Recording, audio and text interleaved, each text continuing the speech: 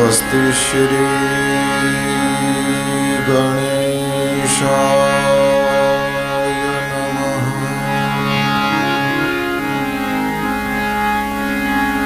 श्री सरस्वत्यै नमः। श्री गुरुभ्यो नमः।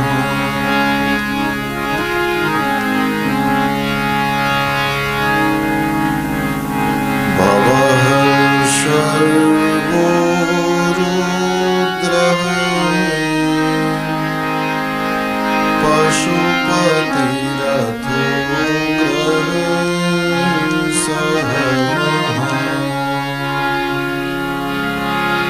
तथा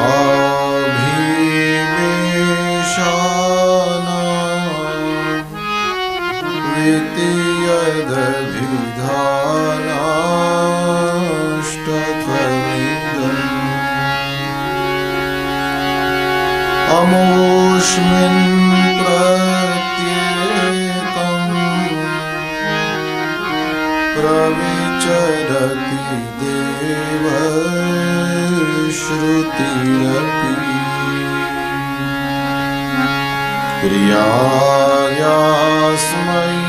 धाम्ने प्रणिहितनमस्योऽस्मि भगवते। नमो निर्दिष्टाय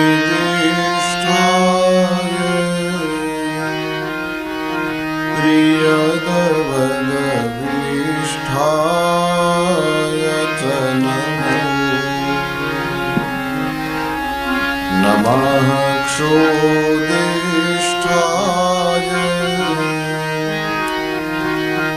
स्मरहरमहिष्ठाय च नमो वरसिष्ठाय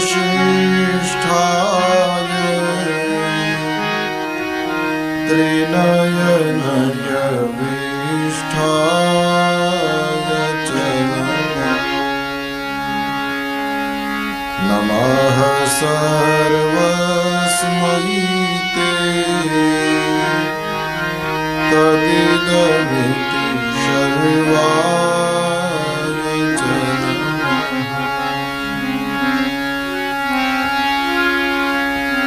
श्री चंद्रमौलीश्वर महादेव की जय। सांब सदा शिव भगवान की जय। सद्गुरु देव की जय।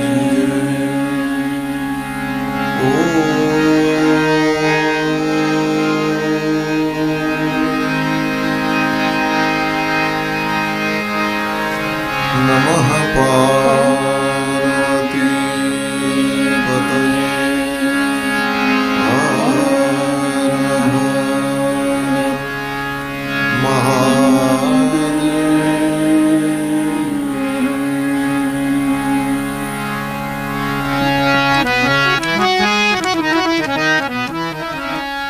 सत्सृष्टिताण्डव रचयिता नटराज राज नमो नमः।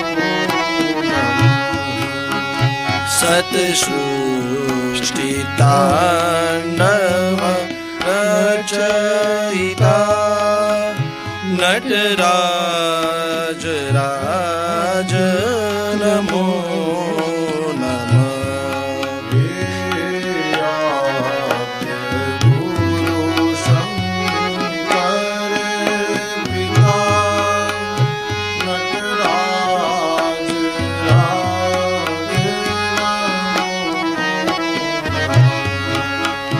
हे आद्य गुरु शंकर पिता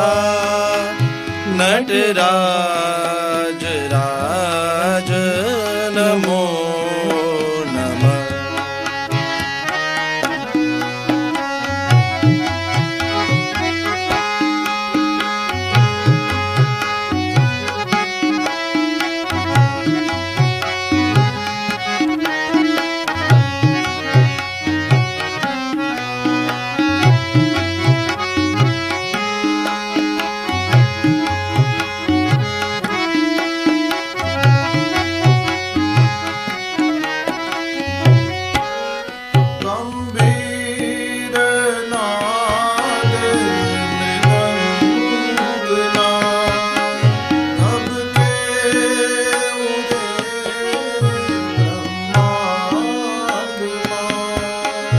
गंभीर नाद मृदंगना घब के उड़े ब्रह्मांड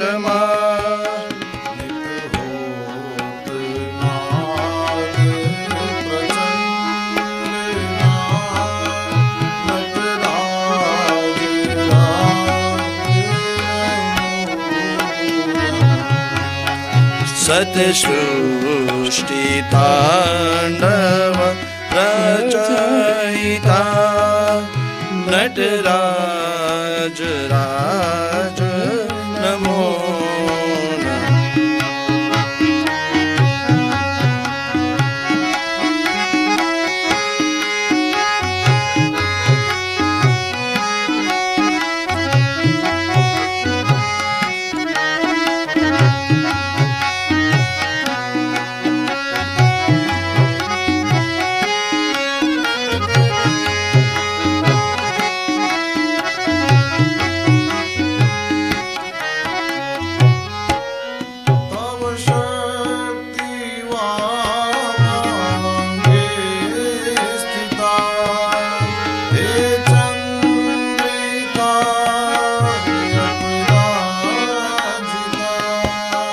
तव शक्ति वामंगे स्थिता हे चंद्रिका अपराजिता।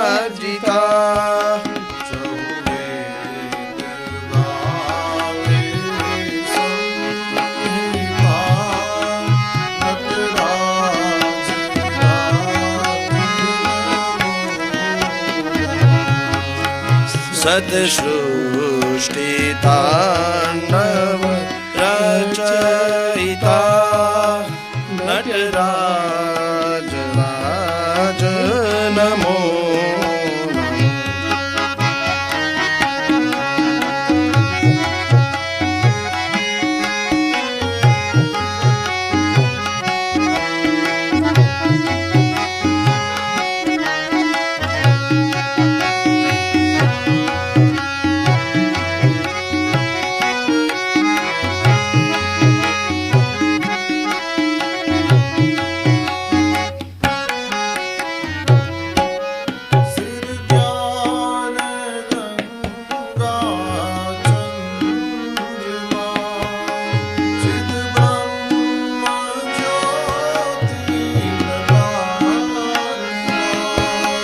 चिरगान गंगा चंद्रमा चिद ब्रह्म ज्योति ललाटमा।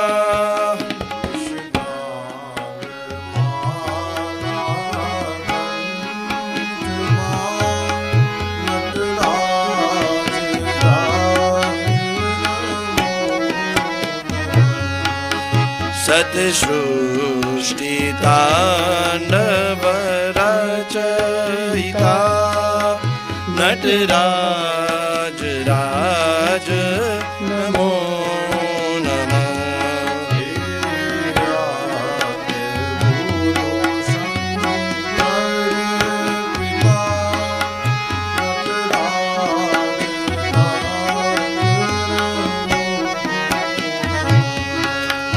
हे आद्य गुरु शंकर पिता नटराज राज नमो नमः।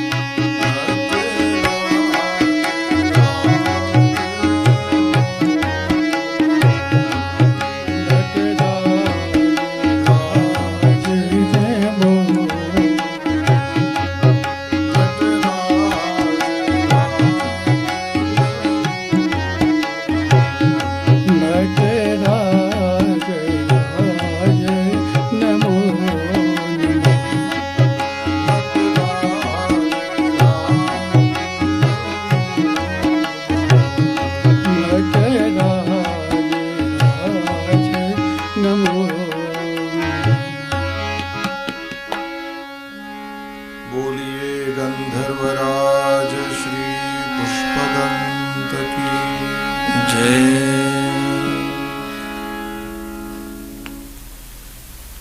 शिव शिव शिव शिव। भगवान जिनकी अनंत महिमा है, पुष्पदंताचार्य के इष्ट देव अवधरदानी कैलाशवासी पार्वतीपति भगवान महादेव को प्रणाम करके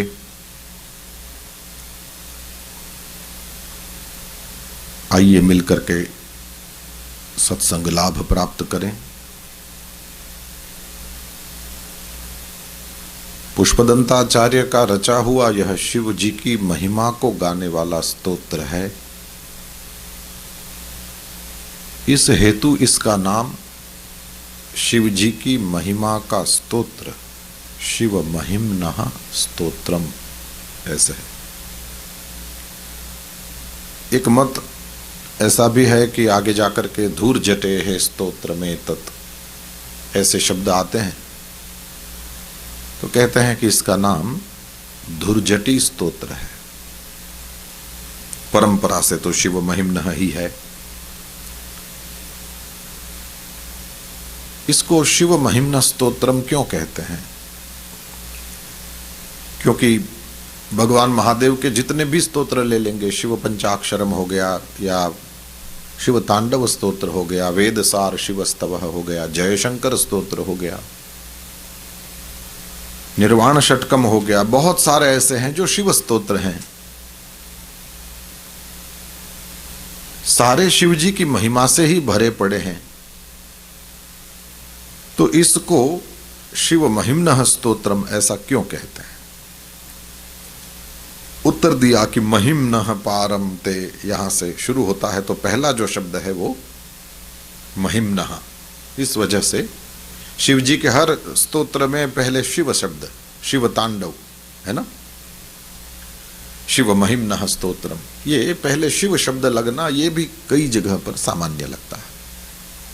तो क्योंकि पहला शब्द ये महिम्नः है, इस हेतु इस स्तोत्रम का नाम शिव महिम्नः स्तोत्रम ऐसा पड़ गया। कहते हैं कि प्रारंभ में जिस पद का प्रयोग हुआ हो उस तरह से ही उस स्तोत्रम का या उस वस्तु का नाम पड़ जाए, ऐसा दूसरी जगह भी देखा गया।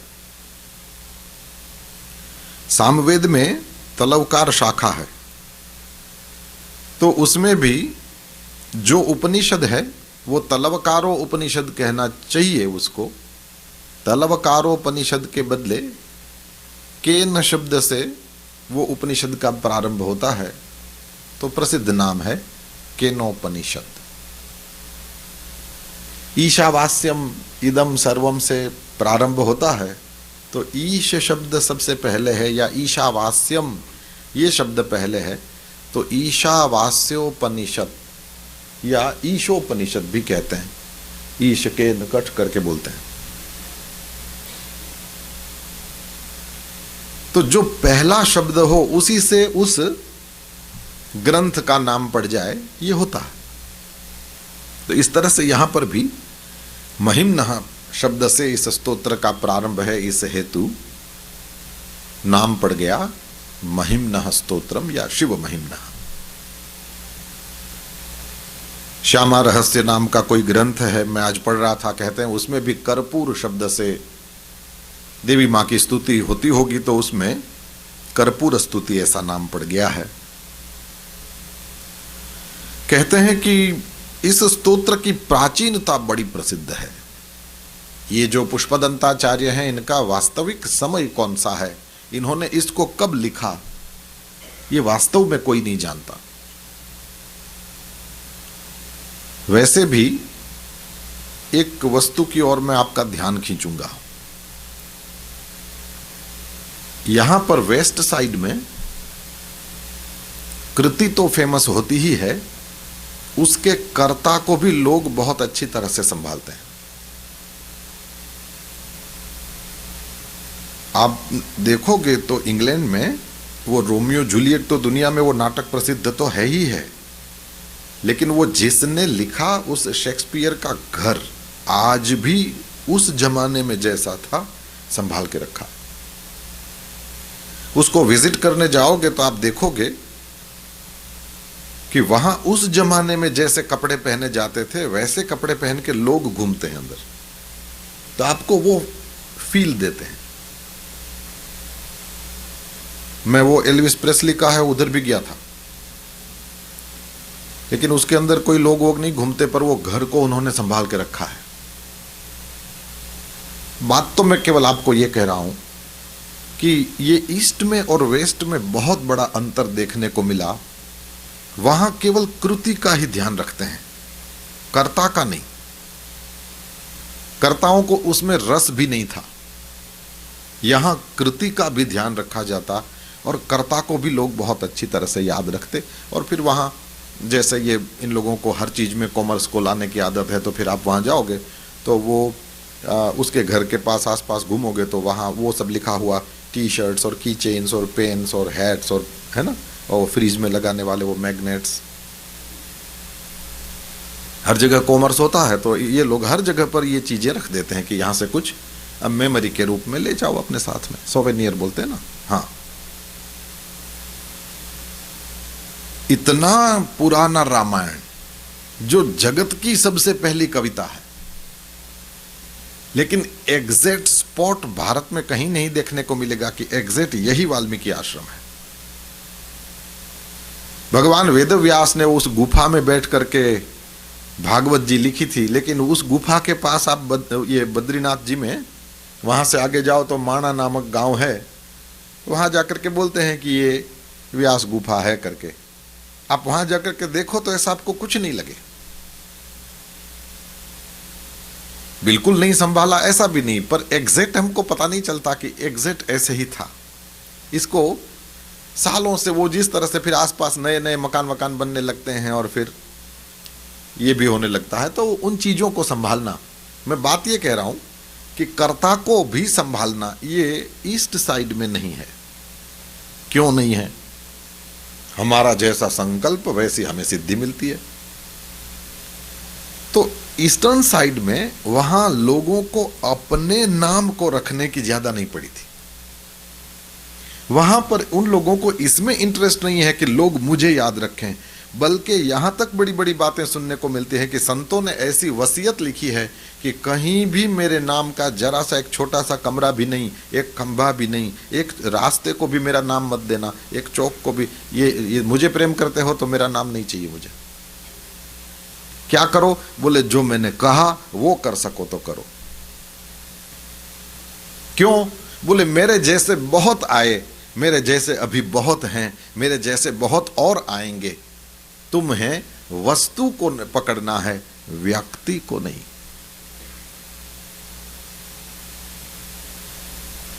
हमारे यहां आपने देखा होगा भारत में ऑटोबायोग्राफी की कोई परंपरा नहीं थी। आप एक सेकंड के लिए सोचो, यदि वशिष्ठ ने, विश्वामित्र ने, भरद्वाज ने, अत्रि ने या पांडवों ने, कौरवों ने, राम जी के परिवार में अयोध्या में से किसी ने अपनी ऑटोबायोग्राफी लिखी होती, तो वस्तु तो एक ही है, लेकिन कहां से उसके ऊपर लाइट पड़ती है उस तरह से वो ऑब्जेक्ट अलग अलग दिखता है, राइट? लेकिन हमारे यहां मनुष्य के लिए कोई और, वो राम जी के लिए वाल्मीकि ऋषि ने जो लिखा उसमें से भी उतना ही लिखा है जो हमारे काम का था। सनातनी प्रजाओं को हमेशा काम लगने वाली वस्तुओं को पकड़ा गया है, टेम्पररी वाली चीजों को हमारे यहां खास पकड़ने की परंपरा जहां तक अंग्रेज नहीं आए थे तब तक खास नहीं थी। व्यक्ति का शरीर नहीं बचाना है, इसलिए श्री कृष्ण परमात्मा ने जब गए तो उद्धव को अपना ज्ञान जरूर दिया कि मैं चाहता हूं कि ज्ञान रहे, लेकिन भगवान ने अपना मंदिर नहीं बनाया, वो वज्रनाभ ने बनाया है द्वारकाधीश का मंदिर। इसमें हमें रस नहीं था। तो मैं कहना यह चाहता हूं कि काशी खंड के हिसाब से पुष्पदंतेश्वर महादेव का मंदिर ये है, आदि आदि हम देख लें, लेकिन पुष्पदंत हुए कब ये समझना बड़ा मुश्किल। और क्योंकि शिवलिंग बनते हैं तो पत्थरों के ही बनते हैं, तो तो जैसे अपने सोमनाथ जी का ही कितने नंबर का शिवलिंग है देखना पड़े आपको इतिहास में। द्वारकाधीश का मंदिर वही, लेकिन मूर्ति तो पता नहीं कितनी मूर्तियां, क्योंकि समंदर के किनारे वो मंदिर है तो कितनी मूर्तियां, और वो समंदर की खारी हवाओं की असर तो सब पे होती है। तो इस तरह से नाशवान इस जगत में कुछ 50 साल 100 साल के लिए हमारा जो ये शरीर आया हुआ है, इसको ज्यादा सामने नहीं रखना है, कृति रखो, कर्ता को छोड़ दो। इसी तरह से पुष्पदंताचार्य भी वास्तव में कब हुए ये हम लोग नहीं जानते। क्यों? बोले हमारे यहां इस टाइप के डॉक्यूमेंटेशन की कोई परंपरा नहीं। हम लोग व्यक्ति के बारे में ज्यादा नहीं सोचते, पर हमने ये स्तोत्र जो है इसको तो एक दूसरे के पास से सुनकर सीख करके, बच्चों को याद करा करके, घर घर में गा करके स्तोत्र रखा है, शिवलिंगम रखा है, पर पुष्पदंत कहां गए किसी को कुछ पता नहीं। ये परंपरा नहीं है। फिर कुछ जगह पर कुछ मॉन्यूमेंट्स हैं भी, लेकिन इस मामले में कहें अभी पुष्पदंत की चर्चा कर रहे हैं तो कहें तो बिल्कुल भी कुछ नहीं मिलता। रघुनाथ जी जितना इतना विशाल व्यक्तित्व, 9 लाख साल में दूसरा राम हम नहीं बना पाए, और ऐसे राम जी की सारी निशानियां नहीं हैं। बहुत कुछ कुछ चीजें हैं पर सब नहीं है। क्यों? बोले हमें इसमें ज्यादा इंटरेस्ट नहीं था। उन्होंने जो किया वो हमने लिख लिया, उन्होंने जो कहा हम लोगों ने याद रखा। तो ये सनातन धर्म की जो स्टाइल है, ये पद्धति जो है, ये लोगों के लिए नहीं, उन्होंने क्या किया, उन्होंने क्या कहा उसके लिए। श्रीमद् भगवद गीता कृष्ण ने जो कहा, श्रीमद् भागवत महापुराण आदि, ये महाभारत आदि, बोले कृष्ण ने जो किया। तो पुष्पदंत का भी ठीक से समय पता नहीं चलता, लेकिन उनके द्वारा जो ये की गई स्तुति है, कहते हैं शैव संप्रदाय में तो इसकी इतनी महिमा है कि जैसे रात में वेद मंत्रों का पाठ नहीं करना चाहिए, सूर्य नारायण की हाजिरी में ही होता है। रात में नक्तम भुक्तम न प्रब्रुयाद वेद राशि ही, हमारे यहाँ ये कहा गया भोजन के बाद वेद राशि, वेद मंत्र नहीं बोले जाने चाहिए, और नक्तम रात्रि में भी नहीं बोला जाना चाहिए। तो ये शिव महिम्न स्तोत्रम को भी रात में नहीं बोलते। शैव संप्रदाय में इसकी वेद राशि के अनुसार ही महिमा है।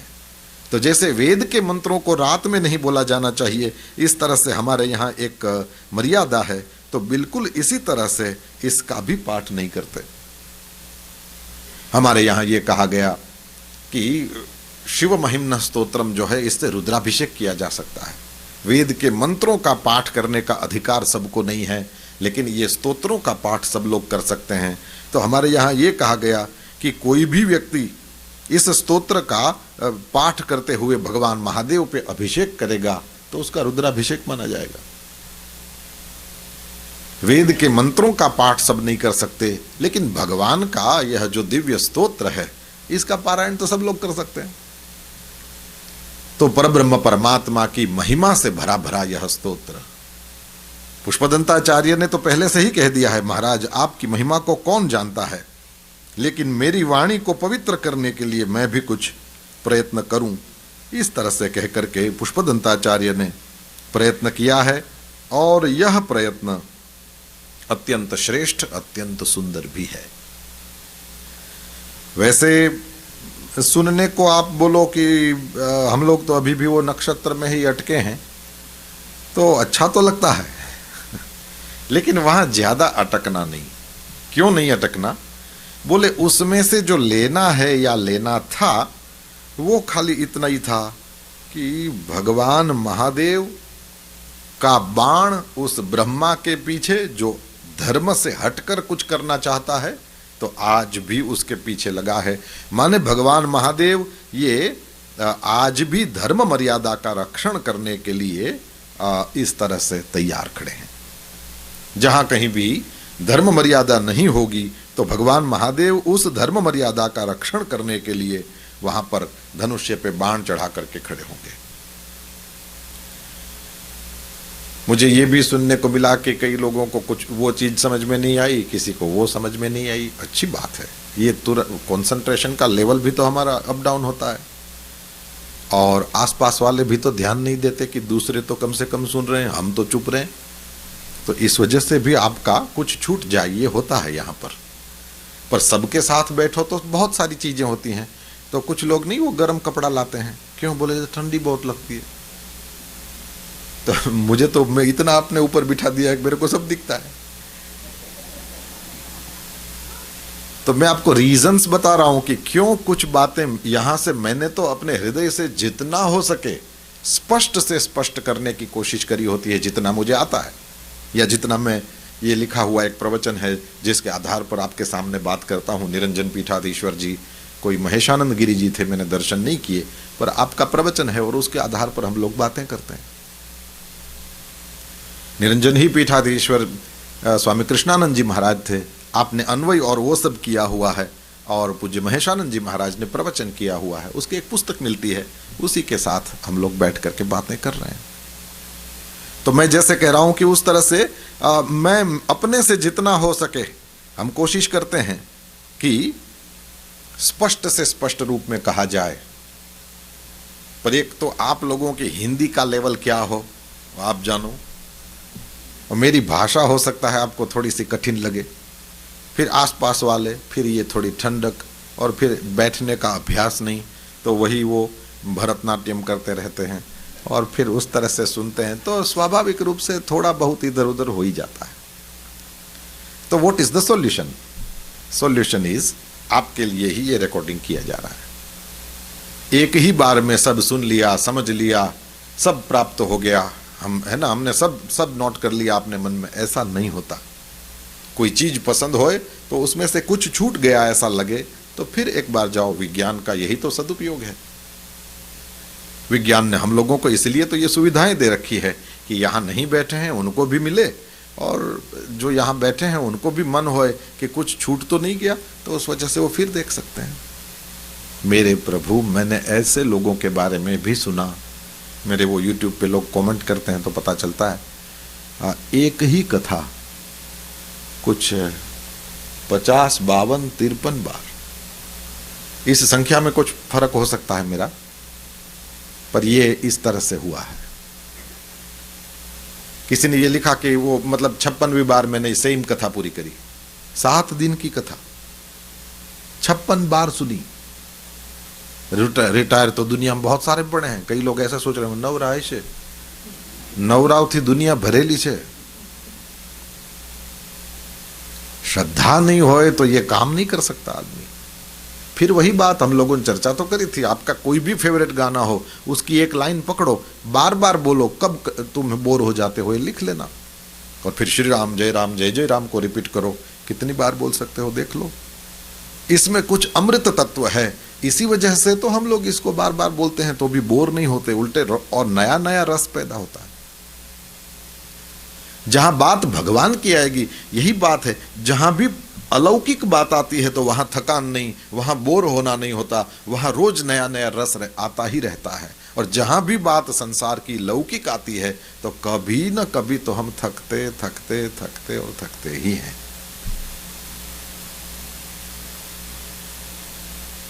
तो इसको रिपीटेडली सुना जा सकता है, उसमें कोई वो बात नहीं है।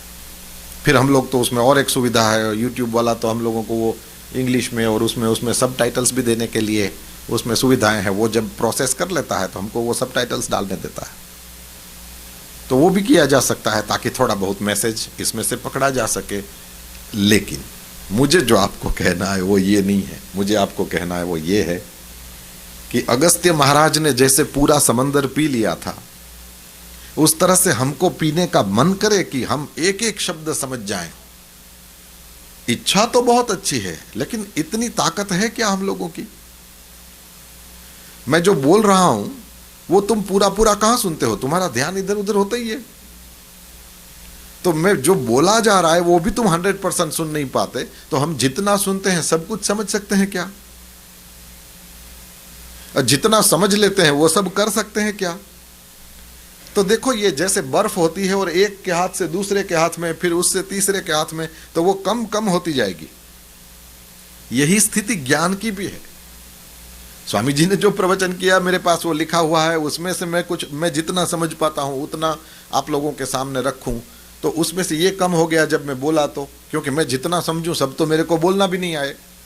यही होता है ना, जितना समझते हो सब थोड़ी बोल सकते हो, और जितना बोलते हो तो उसमें से कम सुनते हैं, कम सुनते हैं उसमें से भी कम समझते हैं, और जो समझा है उसमें से भी आचरण तक तो बहुत दूर की बात।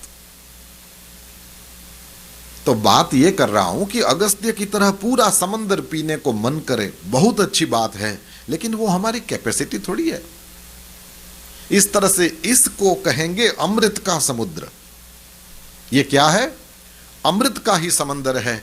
अब आप मुझे बताओ, शास्त्रों में कहीं भी लिखा है क्या कि कितना अमृत पियोगे तो अमर हो जाओगे? कहीं भी नहीं है। जिसको जितना मिला साहब, लेकिन अमृत का आचमन भी आपको अमर कर ही देगा, और किसी ने वो पूरा कुंभ उठा लिया और पी लिया तो भी वो भी अमर ही होगा। इसका मतलब यह है साहब कि आपको इसमें से सुनते हुए जितना भी समझ आता है ये अमृत ही है, और सुनना बहुत होता है, समझना उसमें से कुछ एक आध चीज होता है। हम लोग इतना बोलते हैं, हम कुछ समझते हैं, हमने लागी जाए तो हमें हिमालय नो वही जाए। सुनना बोलना सब होता है, समझो कुछ एक दो चीज,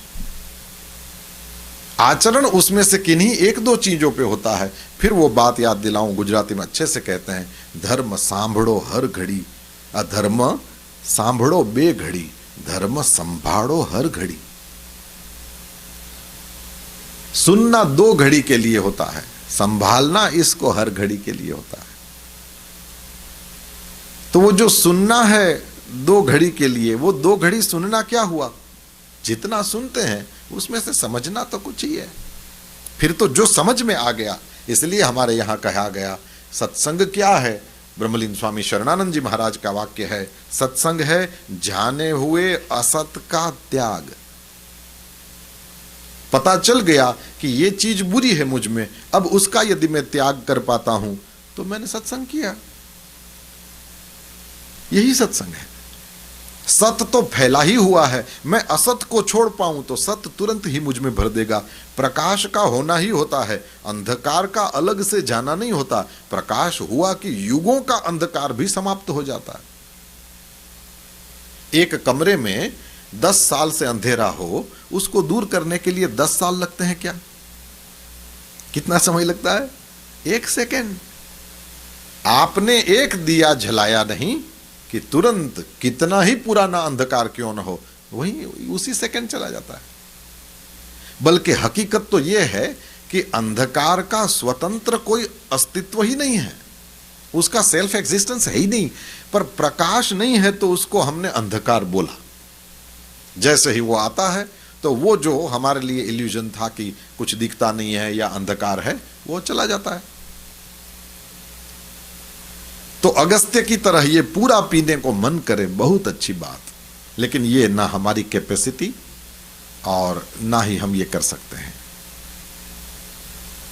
इस वजह से इसको रिपीटेडली सुना जरूर जा सकता है। जैसे मैंने कहा 50 से अधिक बार सुनने वाले भी लोग बैठे हैं। क्यों सुनते हैं? बोले श्रद्धा है इसलिए सुनते हैं। क्यों सुनते हैं? बोले महादेव के महिमा को इतना समझना, सुनना और उससे आनंद लेना चाहते हैं। क्यों करते हैं ऐसा?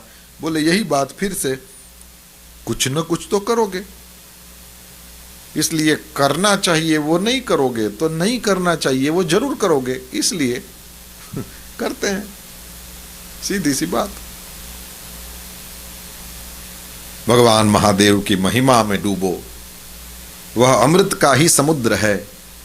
जितना समझ में आएगा कल्याण ही करेगा। नाम ही है शिव महिम्नः, शिव की महिमा है इसमें। ये सत्य है, शिव है, सुंदर है। ये शिव का मतलब ही होता है कल्याण। भगवान महादेव का यह शिव नाम, इसका अर्थ ही होता है कल्याण। इसलिए किसी को यह कहना हो कल्याणमस्तु तो आप कह सकते हैं शिवमस्तु। शिवमस्तु का मतलब ही है हमारा कल्याण हो। आइए इतनी प्रारंभिक बातों के साथ 23वें श्लोक में, ठीक है ना? स्वलावण्याशंसा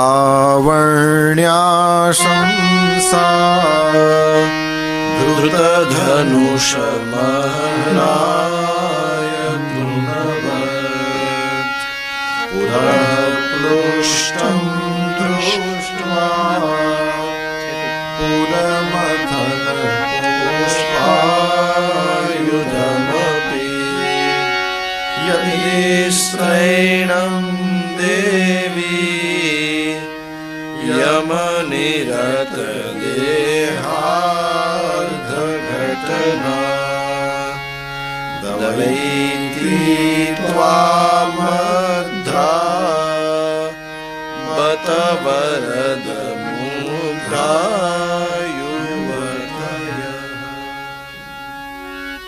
हे पुरमथन।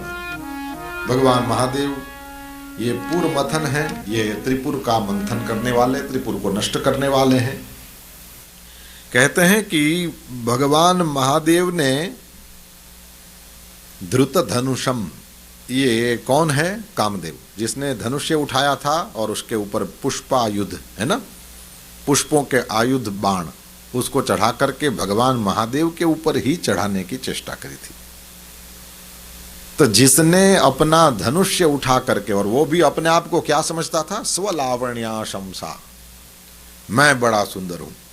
अपना लावण्य माने सुंदरता बहुत ज्यादा है, ऐसा अपने को समझ करके भगवान महादेव के ऊपर जिसने इस तरह से धनुष्य के ऊपर बाण रख करके चढ़ाया था, उस कामदेव को भगवान महादेव ने क्या किया? बोले पुरः प्लुष्टम, अपने सामने ही, क्योंकि वहां पार्वती जी भी विराजमान थी, ये कह रहे हैं कि वहां पर पार्वती की प्रेजेंस है, वो थी वहां। तो पार्वती के सामने ही भगवान महादेव ने अपनी समाधि में भंग करने वाले उस पुष्पायुध, पुष्पों के आयुध को रखने वाले उस कामदेव को प्लुष्टम, तुरंत ही, अहराय, तुरंत ही उसको मार दिया था। पार्वती के सामने ही कामदेव को भगवान महादेव ने जला दिया था। यह लीला हुई है। तारकासुर के पुत्र, तारकासुर को ही मारने के लिए देवताओं ने कामदेव को कहा कि तारकासुर तो ये कह रहा है कि मैं तो शिव जी के पुत्र से मरूंगा, तो भगवान महादेव का विवाह होए तब न जाकर के उनके संतान होएगी। और सती माता जिन्होंने दक्ष के यज्ञ में अपने शरीर को जला करके भस्म कर दिया है, वो पार्वती बनकर के हिमालय की और मेना की बेटी बन के आई है। उन्होंने खूब तप किया है, तो उन पार्वती के साथ भगवान महादेव का विवाह होएगा, तो उन दोनों से संतान की प्राप्ति होएगी, और वो कार्तिक स्वामी के द्वारा तारकासुर फिर मरता है। तो कहते हैं कि वो भगवान महादेव को समाधि में से जगाना था। कामदेव जाता है और कामदेव जाकर के इस तरह से फूलों के बाण जो हैं वो भगवान महादेव को मारता है, और भगवान महादेव की समाधि खुली। महादेव ने शांति से इधर उधर देखा, भाई कौन है, किसने जगा दिया? सामने खड़ा होता तो ये करुणावतारम है, स्पष्ट रूप से कह दिया होता कि महादेव मैं तो इसलिए आया था, ये सब लोग चाहते हैं कि तारकासुर मरे आदि आदि। और शिव जी मना भी नहीं करते। क्यों मना नहीं करते? तो बोले प्रगटे राम कृतज्ञ कृपाला। श्री रघुनाथ जी का चरित्र जब सुनते हैं तो वहां पर यह कथा आती है, श्री रघुनाथ जी इनके सामने, भगवान भोलेनाथ के सामने प्रकट हुए हैं, और जैसे ही प्रकट हुए तो भोलेनाथ को उन्होंने कहा है कि यदि आपका मेरे ऊपर बहुत प्रेम है तो मैं कुछ चीज आपसे मांगता हूं। भगवान भोलेनाथ ने कहा कि महाराज आपको क्या चिंता करने की जरूरत है, जल्दी आज्ञा करिए, मैं तो आपका सेवक हूं, आप जो आज्ञा करोगे वो काम मैं करूंगा। भगवान राम ने यह कहा कि सती माता ही हिमाचल की बेटी बनकर के आई है, और उस शैलसुता पर्वत की बेटी पार्वती, उसके साथ आप विवाह करो। जाई विवाहु शैलज ही, यह मोहि मांगे देहु। मैं आपके सामने ये मांग रहा हूं, यदि आपका मुझ पर प्रेम हो तो आप उन पार्वती के साथ विवाह करो। भगवान महादेव ने कहा वैसे ये योग्य नहीं है, उसने अपराध किया था, उस वजह से मैंने उसका त्याग कर दिया था, लेकिन आप आज्ञा कर रहे हो तो फिर क्या विचार करना, आज्ञा सिर पर नाथ तुम्हारी। तो परमात्मा श्री हरि ने ऑलरेडी मांग के रखा था, तो वो सामने खड़ा होता कि प्रभु मैंने तो आपकी समाधि इसलिए तुड़वाई कि इस तरह से देवताओं का कार्य करना है, तारकासुर पैदा हुआ उसको मारना है, वो आपके बेटे के बिना मरेगा नहीं। तो भगवान महादेव कुछ नहीं बोलते, लेकिन वहां पर आम के पत्तों के पीछे कामदेव छिपा है।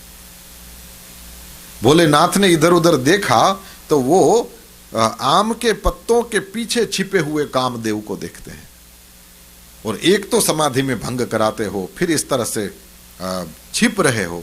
भगवान महादेव ने फिर तब शिव तीसर नयन उघारा और चितवत काम। भगवान महादेव ने जैसे ही काम को देखा है, भय उजरी छारा, तुरंत ही जल करके राख हो गया है। तो भगवान महादेव ने ये जो काम किया, वहां पर पार्वती जी विराजमान थी। तो ये परमात्मा भगवान महादेव के द्वारा किया है, तो कहते हैं कि दृष्टवा, ये पार्वती जी ने देखा है कि ऐसा है।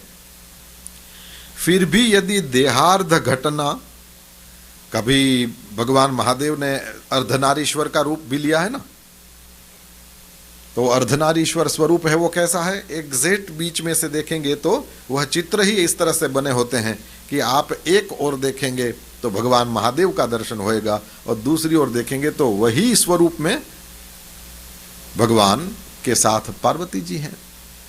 तो आधे में शिव आधे में शक्ति, ये दोनों का मिला जुला स्वरूप, इसी को अर्धनारीश्वर कहते हैं।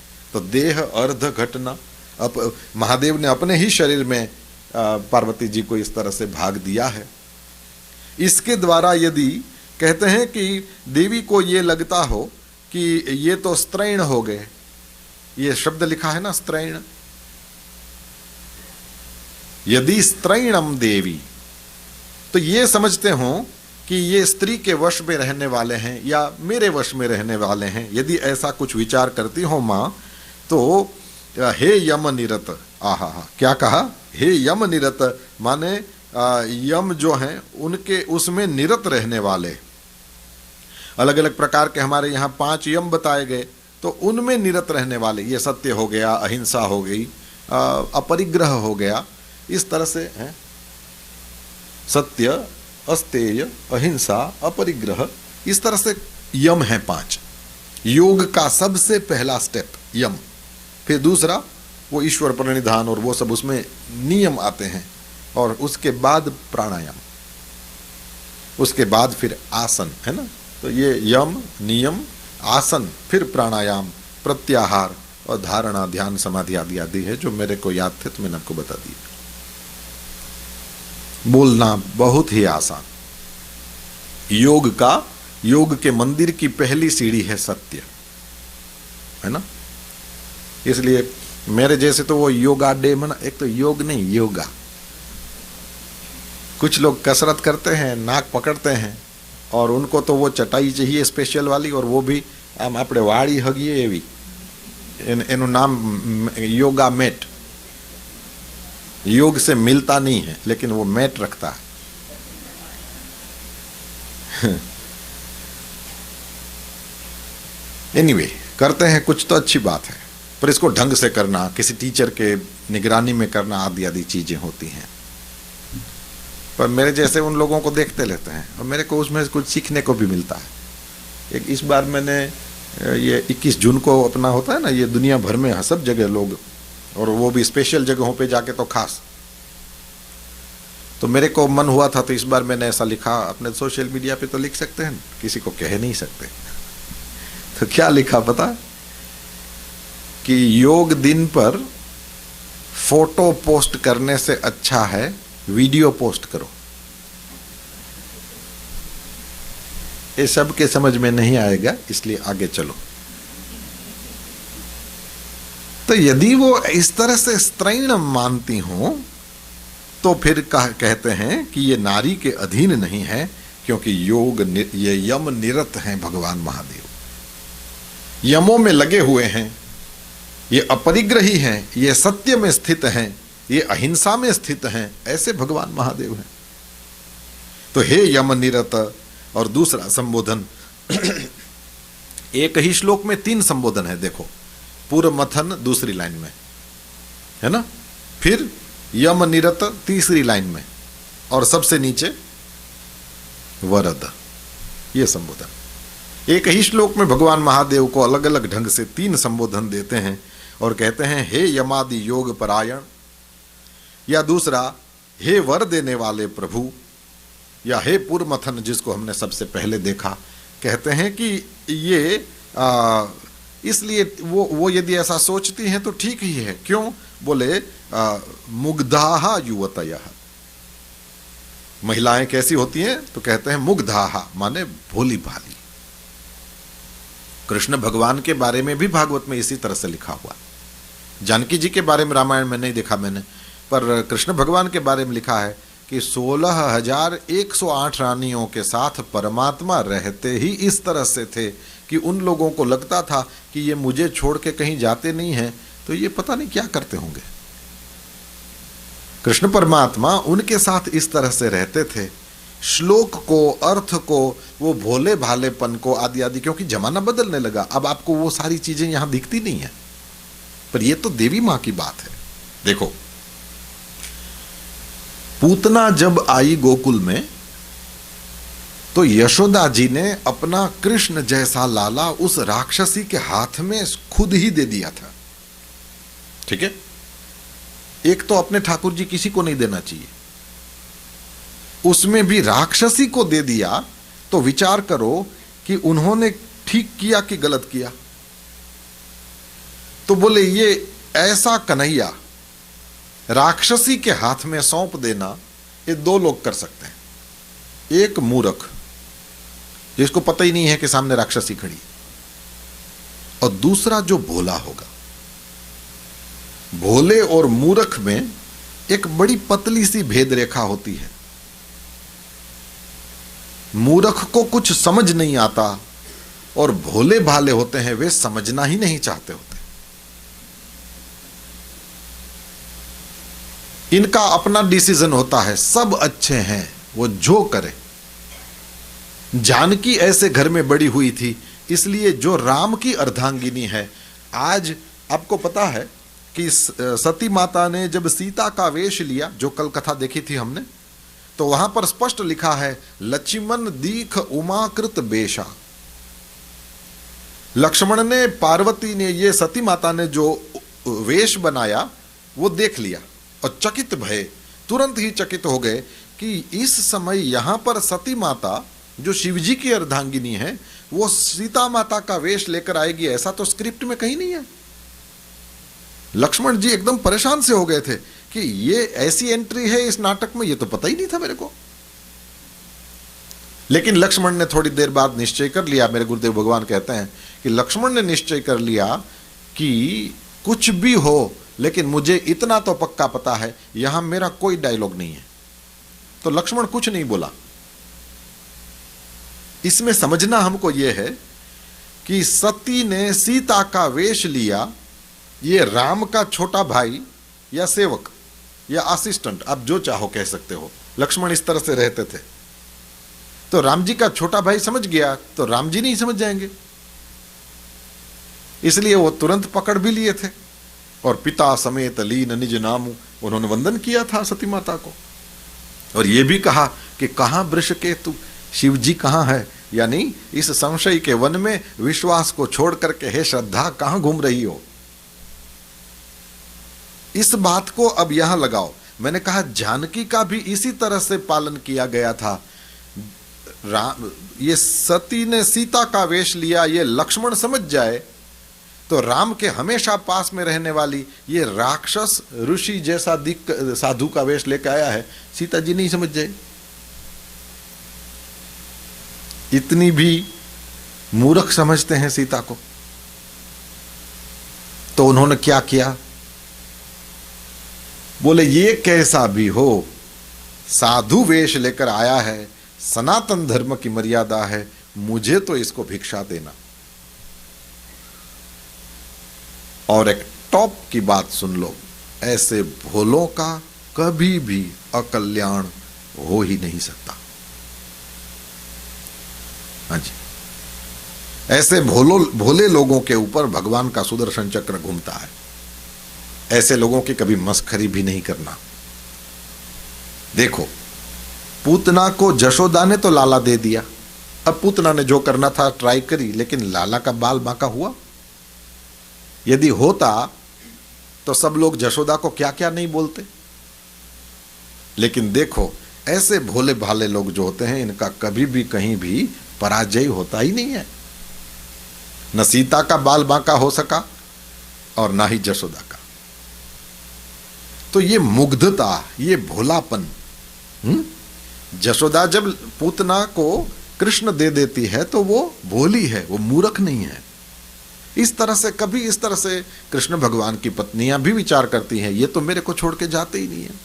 इस तरह से यहां पार्वती अम्बा ने भी इस तरह से सोचा कि परमात्मा तो मुझे जैसे मेरे को ही अपना के रखे हैं और ये केवल एकदम मेरे वश में हो, इस तरह से ही है। सारी कथाएं केवल मुझे ही सामने बैठा करके सुनाते हैं। तो भगवान महादेव ने ये जो किया वो क्यों किया? ये पार्वती को अपने वामांग में, अपने अर्धांग में धारण किया, क्यों किया? तो बोले पार्वती जी ने बहुत तप किया था और भगवान महादेव करुणा के अवतार हैं। हमारे यहां बोलते हैं ना, कर्पूर गौरम करुणावतारम संसार सारम भुजगेंद्रहारम सदा वसंतम हृदयारविंदे भवम भवानी सहितम नमामि। भगवान महादेव ये करुणा के ही अवतार हैं।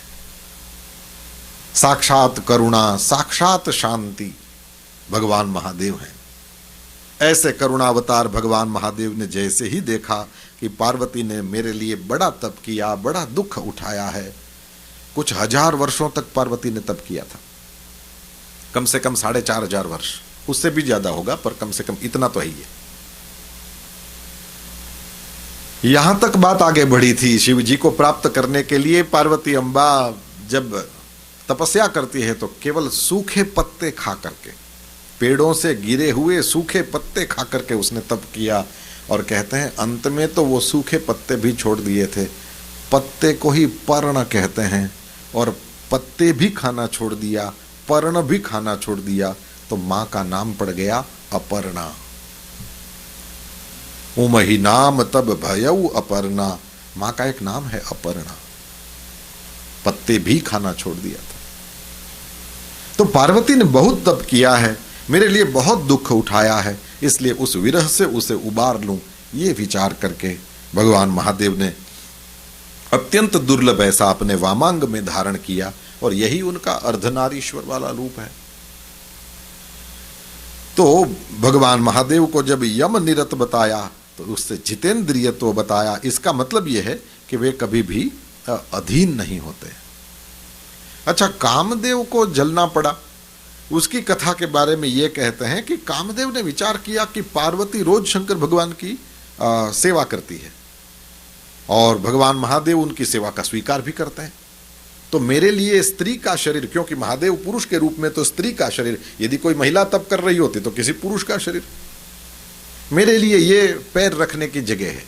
तो पार्वती के स्वरूप का कामदेव ने आश्रय लिया कि ये मेरे लिए काम का है।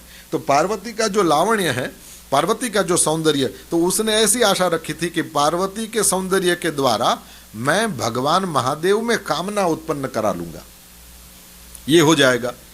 और पार्वती जी ने ये देखा भी कि कामदेव ने मेरे ही सौंदर्य के आधार पर ये पुष्पायुध ने वो धनुष्य लिया है, लेकिन हुआ क्या? तो बोले कामदेव ही जल करके राख हो गया, जैसे कोई घास का तिनका जला दे।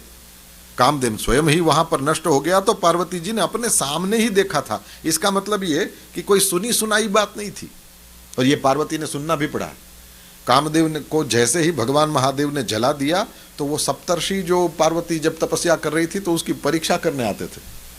पहली बार आए तो ये बोला कि ऐसे शिव जी जो शमशान में रहते हैं, खोपड़ियों की माला पहनते हैं, भस्म धारण करते हैं, उसके साथ विवाह करके तुम्हारा क्या कल्याण होगा? देखो हम तुम्हारे लिए बढ़िया वर बताते हैं, श्रीपति हैं, वैकुंठपुर में रहते हैं, उनके साथ विवाह करो। तो पहली बार तो पार्वती ने उनको ये बता दिया था कि देखो ये महादेव में तो सब अवगुण और विष्णु भगवान में तो सब गुण, लेकिन क्या ऐसा है कि जिसका मन जहां लग जाता है वहीं लगता है। अब मेरा शिव जी के साथ, तो ये जन्म मैं तो शिव जी के नाम पर हार गई, और अब मेरे को उपदेश देने के लिए अब आए, लेकिन लेट हो गए। पहले आए होते शायद सुन लेती, लेकिन अब तो मन में वो निश्चय हो गया। आपको पता है मैं पहाड़ की बेटी हूं, पत्थर भी जड़ होता है, मैं भी वैसी हूं, मैं चेंज नहीं करूंगी। तो मेरे मन में तो भगवान महादेव ही महादेव हैं। और उसके बाद में फिर ये चले गए, और महादेव जी ने वो जब कामदेव को भस्म कर दिया, फिर आए, बोले अब तुम उनके साथ विवाह करके करोगी क्या? उनका तो काम ही जल गया। क्यों? बोले किसी भी स्त्री के मन में संतान के लिए कामना रहती है, तो वो काम को ही जला दिया शिव जी ने, वो तुम्हारी कौन सी कामना पूरी करेंगे? तो उस समय भवानी जो जवाब देती हैं, आहा, कहते हैं कि तुम लोगों को लगता है कि कामदेव को भगवान महादेव ने अब जलाया, अब लगी रहे शंभु सविकारा। अब तक उनमें विकार था, ये समझ रहे हो। मेरे मन में तो कामदेव पहले से ही भगवान महादेव के मन में नहीं, उनके पास जा सकता नहीं, क्योंकि कहां आग और कहां बर्फ। बर्फ जाएगी आग के पास तो वो बर्फ थोड़ी रह पाएगी, वो पानी भी नहीं रहेगी, क्योंकि अग्नि उसको भी जला देगा। तो भगवान महादेव में कोई विकार नहीं है। ये उन्होंने, ये पार्वती अम्बा ने अपने सामने उस जलते हुए कामदेव को देखा है। तो ये कोई इधर उधर की सुनी सुनाई बात नहीं, वो सामने ही देखा था। उसके बाद फिर पार्वती जी ने बड़ी तपस्या करी, भगवान महादेव ने स्वीकार किया है, पाणी ग्रहण किया है और उनके अपने शरीर का वो आधा हिस्सा बना लिया। ये क्या किया? तो बोले भगवान महादेव ने उस पार्वती को उसकी तपस्या का फल दिया है। ये ऐसे ही नहीं हो गया, पार्वती ने भगवान महादेव के आधे अंग में आने के लिए बड़ी तपस्या करी है। और भगवान महादेव भी ऐसे हैं कि तप का फल देते हैं। तो भगवान महादेव ने पार्वती को अपने आधे भाग में बैठाया, अपने से अभिन्न कर लिया। और इस तरह से अर्धनारीश्वर भगवान महादेव की कहीं कहीं मूर्तियां भी होती है। अपने यहाँ तो ये अर्धनारीश्वरम स्तोत्र भी है। तो ये सब माता जी ने फल तो प्राप्त किया है, लेकिन फल प्राप्त करने के बाद, जैसे हम लोग भागवत की कथा में सुनते हैं ना, गोपियों को कृष्ण ने रास में प्रवेश दे दिया, उसके बाद भी उन गोपियों को ये अभिमान आ गया था और भगवान वहां से अंतर्धान हो गए थे। तो फिर गोपियां रोने लगी और गोपी गीत गाया, जो कथा हम सुनते रहते हैं। तो पुष्पदंताचार्य ऐसा कहते हैं कि यदि मां के मन में इतना गौरव प्राप्त करके कि भोलेनाथ के आगे आधे वामांग में ही पूरा उनका स्थान है, तो वहां जाकर के भी यदि उनके मन में ऐसा हो कि ये मेरे वश में हो गए, तो उनका सोचना जो है वो सही नहीं होगा। क्योंकि मुग्ध होने का तो मतलब ये हुआ ना कि अच्छे बुरे का ध्यान न रहना। तो ऐसा हो जाए तो ये ठीक नहीं। तो हम लोगों को ये लीला क्यों बताया? न शिव जी में कोई दोष निकालना, न पार्वती में कोई दोष निकालना, न किसी में दोष निकालना। हम लोगों के लिए इसमें से मैसेज है वो ये है कि लाभ कितना भी मिले, मोहग्रस्त नहीं होना। आपको पता है ना, ये शोक होता है, मोह होता है और भय होता है, ये तीन होते हैं। शोक किसका? तो बोले जो घटना घट गई तो वो यदि ठीक नहीं घटी हो तो हमको अफसोस होता है, शोक होता है, ऐसे नहीं होना चाहिए था, ऐसे नहीं होना चाहिए था। कोई व्यक्ति चला जाए, कोई वस्तु अपने पास से चली जाए तो हम लोगों को शोक होता है। तो देखा होगा आपने कि शोक हमेशा भूतकाल से संबंधित, कुछ पहले घटना घट गई उसका शोक। और भय हमेशा भविष्य का ही होता है, आगे क्या होगा, है ना। तो शोक हमेशा भूतकाल से संबंधित, भय हमेशा भविष्य काल से संबंधित, लेकिन मोह हमेशा वर्तमान का होता है। मेरा पुत्र दुर्योधन, है ना, हस्तिनापुर की राजगादी पर बैठाना पड़ा है धृतराष्ट्र को, और जिस धृतराष्ट्र को बैठाना पड़ा, धृतराष्ट्र वहां बैठा है और वो यही सोचता है कि देखो आखिर घूम फिर के मेरे पास ही आया ना। जानते हैं ना वो घटना क्या हुई? बड़ा भाई ही गादी पे बैठता है ना, और धृतराष्ट्र और पांडु, उसमें बड़ा कौन? और वही गादी पे बैठा है। तो इन लोगों को, पांडवों को लड़ने की जरूरत क्या पड़ी? क्यों लड़ रहे हैं ये लोग? जो बड़ा हो वही तो है उधर, तो इनको क्या रखी है इसमें? तो असल हकीकत यह है कि धृतराष्ट्र को बनाना पड़ा है, पहले नहीं बनाया था, पहले पांडु को बिठाया था। पांडु को क्यों बिठाया? बोले नियम ऐसा है कि राजा अंधा नहीं होना चाहिए, न बाहर से न अंदर से, और ये दोनों जगह से अंधा था। चर्चा हम मोह की कर रहे हैं ना, ये दोनों जगह से अंधा था। फिर क्या हुआ? बोले पांडु को राजा बनाया। पांडु का तो नाम ही पांडु इसलिए है कि इसको पांडु रोग था, उसी रोग में वो मरा। अब मरने के बाद विदुर शूद्र है, शूद्र लोग राजगादी पे नहीं बैठते, वैश्य भी नहीं बैठते, ब्राह्मण भी नहीं बैठते, ये क्षत्रियों के लिए आरक्षित जगह है। जैसे किसी को कान में मंत्र देना है, वेद पढ़ाना है ना, ये आश्रमों में रहना, यज्ञ याग कराना, पढ़ना पढ़ाना, दान लेना, दान देना, ये सब ब्राह्मणों के कर्म है। और ये खेती करना, अपना डेयरी उद्योग संभालना और व्यापार करना, तो ये सारे वैश्यों के काम है। सेवा शूद्र का काम है। तो सब लोगों के अपने अपने काम हैं, राइट। अब इन दोनों को मन करे कि हम 2 महीने से श्याम भाई के साथ घूम रहे हैं, तो थोड़ा थोड़ा ये बड़ी जगह है तो हम लोग आधा आधा इसमें बैठ जाएं, श्याम भाई एक दिन नीचे बैठ के कथा सुनाए, तकलीफ क्या है? तो तकलीफ है कि नहीं है? क्या तकलीफ है? यहां बैठ के वो अपना बाजा भूल जाएंगे, भरत भाई भूल जाएंगे? नहीं ना, यहां बैठ के भी बजा सकते हैं, लेकिन कभी इनको संकल्प नहीं हुआ होगा कि मैं ये करूं। क्यों नहीं? बोले व्यवस्था है, जो जिसको जिस जगह पर बैठना है तद अनुसार व्यवस्था ही है, और कुछ नहीं है। ये भेद नहीं है कि किसी को यहां बिठाया, किसी को यहां, किसी को यहां, कोई सामने बैठा है। इसको व्यवस्था बोलते हैं। देख लो, सब जगह चेहरे करके बैठे हुए लोग हैं, तभी जाके ये हो रहा है। तो व्यवस्था यह है कि क्षत्रिय बैठेगा, तो विदुर जी तो नहीं कर सकते वो। अब बोले विदुर जी नहीं कर सकते, तो इस घर में भीष्म दादा है। सत्यवती माता ने भीष्म को समझाया, लेकिन भीष्म ने कहा मैं नहीं बैठूंगा, मैंने तो प्रतिज्ञा करी है। सत्यवती माता ने एक बार यह भी समझाया था कि समय का जो तकाजा हो, समय की जो मांग हो, वो करना चाहिए। समय की मांग यह है कि इस समय तुम्हें बैठना चाहिए, लेकिन अपनी प्रतिज्ञा पे ज्यादा जोर दिया, नहीं बैठे। और अब क्या किया जाए? तो कोई ऑप्शन ही नहीं, क्योंकि चित्रांगद विचित्र वीर्य बहुत पहले मर गए थे। किसको बैठाओगे? तो बोले अंधा है, लेकिन कम से कम क्षत्रिय तो है, राजा क्षत्रिय को बनना चाहिए। उसको बिठाया। अब जैसे ही बैठा, बस वही मोह। मोह हमेशा वर्तमान का होता है। सोचने लगा, देखो आखिर घूम फिर के बात तो मेरे ही पास आई ना, संभाल तो रहा हूं, और मैं संभाल रहा हूं, मैं बड़ा हूं, तो फिर मेरे बाद मेरा पुत्र थोड़ी अंधा है, तो राज्य उसको मिलना चाहिए। तो कब तक यह आशा बनी रही? बोले जब तक कुरुक्षेत्र के मैदान में भीम की गदा ने उसकी जंघा को फाड़ नहीं दिया, तब तक।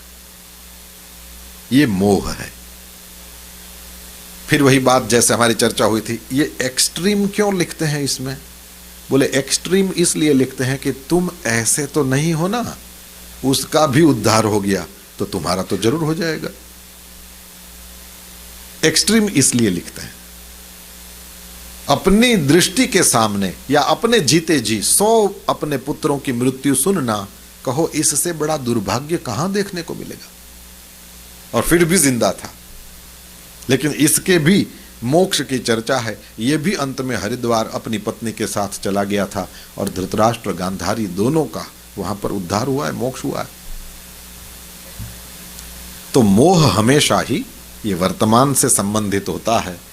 तो ये लीला देवी मां का नाम लेकर के हम लोगों को जो बताया, पुष्पदंताचार्य कहते हैं कि यह लीला इसलिए करी, हमें सिखाते हैं मोह में नहीं फंसना, वर्तमान का सदुपयोग करो, वर्तमान में मोह में नहीं फंसना। समय चला जा रहा है, इसलिए जो भी बड़ी उम्र वाले हैं ना, उन लोगों के साथ कभी कभी जरूर बैठना चाहिए। क्यों? बोले वो हमको संसार का जो ये सरता रहता है ना, उसके बारे में कभी कभी बोलते हैं। नहीं, वो 100 योजन का समुद्र नांगना था, तो संपाति ने तो कह दिया कि जो नागई सत जो जन सागर, इस समुद्र को जो कूद जाएगा उसी को सीता का पता मिलेगा। सब लोग अपनी अपनी बात करने लगे। किसी ने कहा 10 योजन, किसी ने कहा 20 योजन कूद जाऊं, किसी ने कहा ये। अंगद ने तो यहां तक कहा कि मैं 100 योजन कूद जाऊं, लेकिन जी संशय कछु फिरती 12, वापस आऊं नहीं आऊं पता नहीं। इस समय सब लोगों ने जांबवान जी की ओर भी देखा कि दादा आप क्यों कुछ नहीं बोल रहे? अरे बेटा हमारा भी जमाना था, रामायण में लिखा है ये। बोले बलि बांधत है ना, परमात्मा श्री हरि ने जब बलि राजा के पास 3 पग पृथ्वी मांगी, उस समय परमात्मा श्री हरि ने वो 100 तनु बरनि न जाई, और वो इतना बड़ा शरीर था कि उसका वर्णन नहीं कर सकते। लेकिन मैंने उस समय, क्योंकि मैं जवान था, इस वजह से मैंने उस विराट रूप की 7 परिक्रमाएं केवल 1 घंटा नहीं लगा था, 2 घड़ी में कर लिया था। 7 परिक्रमा भगवान के विराट रूप की जांबवान ने करी। परमात्मा श्री हरि की उभय घरी महदीन असात प्रदक्षिण धाई। जाम्बवान कहते हैं वो हमारा भी जमाना था लेकिन अब नहीं है। ये क्यों? बोले बुजुर्गों के साथ जब वृद्धों के साथ बैठते हैं तो उन्होंने जमाना देखा हुआ होता है, उनके साथ बैठने से उनके जो एक्सपीरियंसेस हैं वो हमें सुनने को मिलते हैं। तो मैं इसलिए तो कहने को चला था आपको कि यहाँ उन लोगों को भी, बड़ी उम्र वालों को भी बैठे हुए देखो तो इससे सीखना है, समझना है कि we are at right place. जिसने दुनिया देखी हो, जिसने जमाना देखा हो, और वो व्यक्ति भी अंत में यदि मंदिर में जाता है तो शायद हमको सिखाता है कि देखो ये जगह है जाने जैसी। नहीं तो अनुभव से पता चल जाए कि यहां नहीं जाना चाहिए तो वहां कोई भी एक्सपीरियंस आदमी नहीं जाएगा। लोग ऐसा समझते हैं कि पाप धोने के लिए मंदिर में लास्ट में नहीं, वहां नहीं जेत कहां जाए। नो, ये भूल जाना। आपके इधर साइड में तो डे केयर सेंटर नहीं होते, आज ही हम लोग बात कर रहे थे, लेकिन वो अपने ईस्ट साइड में जाओ तो उधर डे केयर सेंटर्स होते हैं, राइट। वहाँ वृद्धों के लिए वो सुबह ले जाएं आपके घर से और अपने पास रखें और शाम तक, और मंडे टू फ्राइडे, और वहाँ फैमिली की तरह लोग रहते हैं। तो ऐसे एक डे सेंटर में, डे केयर सेंटर, उसमें मैं गया था। तो मेरे को तो कहीं नई जगह जाएं तो सब देखने का मन करता है, और वो जो चलाते हैं वो दिखाते भी हैं।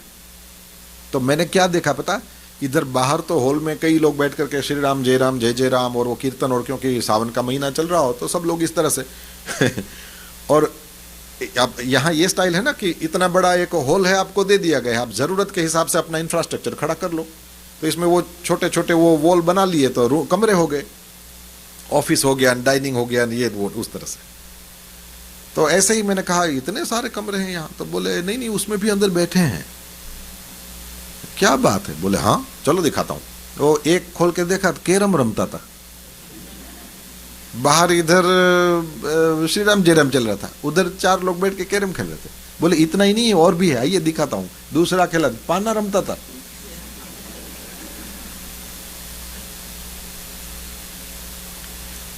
पर्सनली मेरी बात हो तो I like that very much.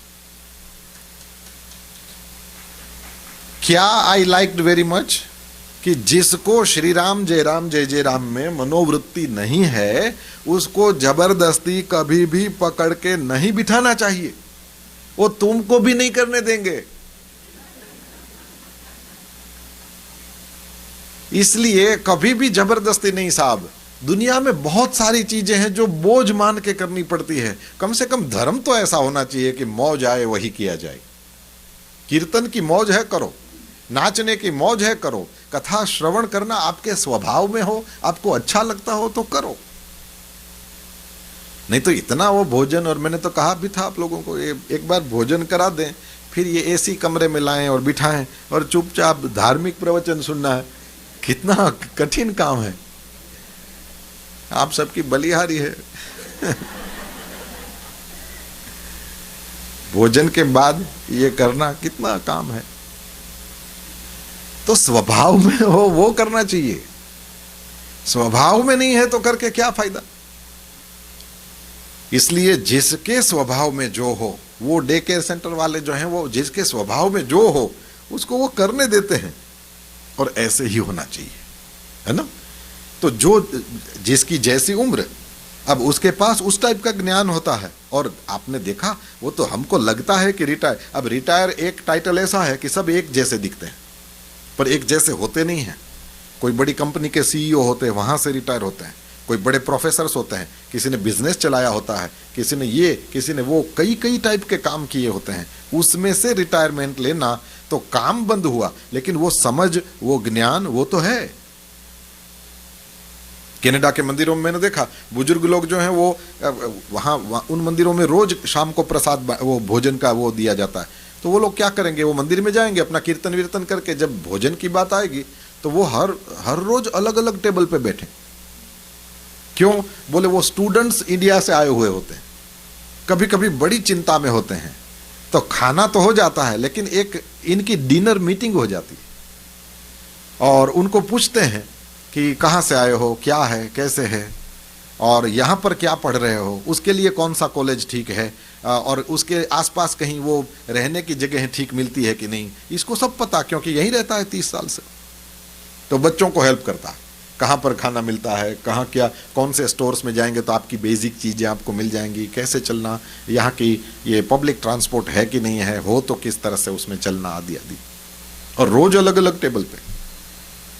मुझे बताओ साहब, ये इसको कहते हैं वृद्ध। जो वृद्धि को प्राप्त हुआ है, जिसके पास अपना ज्ञान, अपनी समझ, अपना अनुभव है। और मेरे को ये कहने को मन करता है कि ये वृद्धों की जिम्मेदारी नहीं है कि उनके पास जो ज्ञान है वो बच्चों को दे, बच्चों की जिम्मेदारी है कि उनको चाहिए तो ऐसे गुरुजनों के पास बैठे। ये बड़ा दिल खोल के देते हैं जब देते हैं। मुझे अनुभव कभी कभी मिला है, इसलिए मैं जानता हूं ये जवान लोगों की जिम्मेदारी है, क्योंकि जो चुप रहेगा वही भरा हुआ घड़ा माना जाएगा। तो घड़े भरे हुए हैं लेकिन चुप रहेंगे, क्योंकि तुम बड़ी बड़ी स्पीड में हो, तुम में बहुत ज्यादा एनर्जी है, तुम ये सोचते हो हम सब कर लेंगे। जो सब कर लोगे तो कर लो, लेकिन यदि मार्गदर्शन चाहिए होगा तो बड़े प्रेम से, बड़े प्यार से देते हैं। तुम्हारे अंदर वो लेने की ललक होनी चाहिए, तब जाकर के। तो वो मोह वाली बात करते हुए हम बहुत दूर चले गए। आगे वाले 24वें श्लोक में चलें।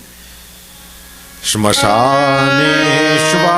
क्रीडा स्मरहर पिशाचा सहचरा भस्मालेप सर्गपिण्डुकरोटी परिकर अमङ्गल्यं शीलं तव भवतु नामैवमखिलम् तथापि स्मर्तॄणां वरद परमं मङ्गलमसि। फिर भगवान महादेव के बाह्य रूप का वर्णन। श्मशानेष्वा क्रीडा। भगवान महादेव का यहां संबोधन है, हे स्मरहर। भगवान महादेव कौन है? बोले जो कामदेव का विनाश कर देते हैं। वो संसार में रह करके भी आप बिना काम के, बिना वासना के, बिना लालसा के, बिना लालच के हो सकते हो। जिस पर भी शिव कृपा बरस पड़ी। जैसे हम लोग नहीं भगवान महादेव पे अभिषेक करते हैं, कहीं कहीं आपने देखा होगा, दक्षिण भारत में ये मैंने देखा अपने, फिर तो सांदीपनी में भी मुझे दर्शन हुआ। भगवान श्री हरि का जब पाटोत्सव हो ना, तो वैसे तो कलशों में भर भर के अभिषेक करते हैं, लेकिन फिर वो कलश वाला अभिषेक पूरा हो जाए तो फिर छलनी लेते हैं, चारनी। तो वो छलनी लेते हैं, और वो छलनी भगवान श्री हरि के मस्तक पर दोनों हाथों से यूं पकड़ के रखना, और फिर वो कलश भर के डालना। तो वो शावर बाथ लेते हैं ना, वैसा छोटी छोटी धाराएं जो हैं वो भगवान श्री हरि पर, तो इतना बढ़िया से लगता है कि वाह। और वो फिर उस पानी में तो केसर और क्या क्या उसमें रहता है, बड़ा सुंदर लगता है दृश्य। दक्षिण भारत के मंदिरों में भी इस तरह से देखा जाता है। वहां पर तो आप देखोगे वो नारियल खोलेंगे, तुरंत उसके ऊपर तो उसका श्रीफल के जल का अभिषेक सुंदर लगता है। तो भगवान महादेव के ऊपर हम लोग जिस तरह से अभिषेक करते हैं और पूरा शिवलिंगम भीग जाता है, ये भगत की ओर से जल का अभिषेक। लेकिन जब महादेव हम पे अभिषेक करते हैं तो कृपा से करते हैं। उनकी कृपा से जब भक्त भीगा भीगा हो जाएगा, उनकी कृपा, जब कृपा का अभिषेक वो जब हम पर करते हैं, तो उस समय संसार में रहते हुए भी, क्योंकि वो स्मरहर है, तो हमें लालच से अलग कर देंगे। जैसे बोलते हैं ना, उर्वारुकमिव बंधनान मृत्योर्मुक्षीय। क्या सुंदर मंत्र है। हे 3 आंखों वाले देवता, आपका हम यजन करते हैं। सुगंधिम यजामहे, जो सुगंधी देवता है ना, जिससे दुर्गंध नहीं आती, जो सुगंधी देवता है उसका हम यजन करते हैं। जो पुष्टि बढ़ाता है उस देवता का हम यजन करते हैं। उस देवता को प्रार्थना है कि जिस तरह से खीरा चिबड़ू, जिस तरह से खीरा अपनी डाली से अलग हो जाता है ना, पक जाए तो प्रकृति का नियम है, फूल एकदम खिल जाएगा तो डाली से अपने आप गिर जाएगा, फल एकदम पक जाएगा डाली से अपने आप गिर जाएगा। प्रकृति का नियम है कि वो आपको डिलीवर कर देता है कि इट्स फॉर यू नाउ। गजब है भगवान की स्टाइल। जब तक कच्चा है वो, अब नींबू, आज वो ललित भाई घर गए थे बाहर देखा नींबू का वो पेड़ लगा है, राइट છે ને લીંબુ જ છે ને ભાઈ, બહાર નીકળી ડાબી બાજુ છે લીંબુ જ છે ને, हाँ तो वांधो नहीं। अब उधर देखो आप तो वो नींबू का जो पेड़ है वो जब तक नींबू कच्चा है पत्तों में छिपा रहता है, कच्चे फल का कलर ग्रीन। प्रकृति क्या करती है, बोले तुम्हें नजर नहीं आए इसलिए पत्तों के जैसा ही कलर ग्रीन का ग्रीन, और जैसे ही पक जाए तो कैसा है ना। आज वो गुरुवार है तो बहुत सारे लोग पीला कपड़ा पहन के आए हैं तो वो आपके कपड़ों जैसा अच्छा लगता है, कोई नहीं, अच्छी बात है। इस तरह से खाने में भी वो शुक्रवार है तो चना बनेगा, है ना, शनिवार है तो उड़द बनेगा, इस तरह से बुधवार है तो मूंग बनेगा, ये लोग करते हैं और इसमें कोई बुराई नहीं। कम से कम वेराइटी तो मळे यार। कायम ठंडो पीजो खाओ एना करता हारू, अथवा कायम ओલું બ્લુ જીન્સ ને માથે કારું ટી શર્ટ પહેરીને નીકળી જાય એના કરતા હારું તો ખરું।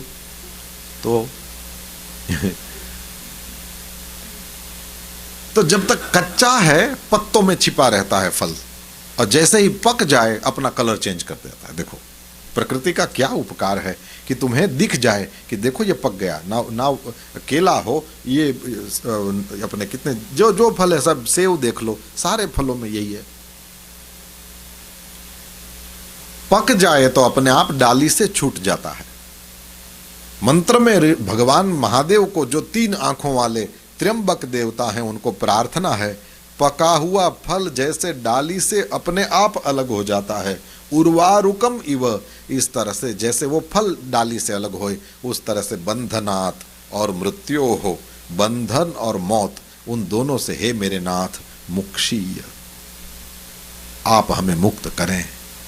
लेकिन आप एक चीज से हमें मुक्त न करें, मां अमृतात्, अमृत से हमें मुक्त न करें।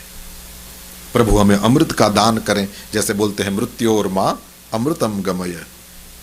हे 3 नेत्रों वाले परमात्मा, हे सुगंधी परमात्मा, हे पुष्टि को बढ़ाने वाले परमात्मा, हम आपकी स्तुति करते हैं, आपका यजन करते हैं।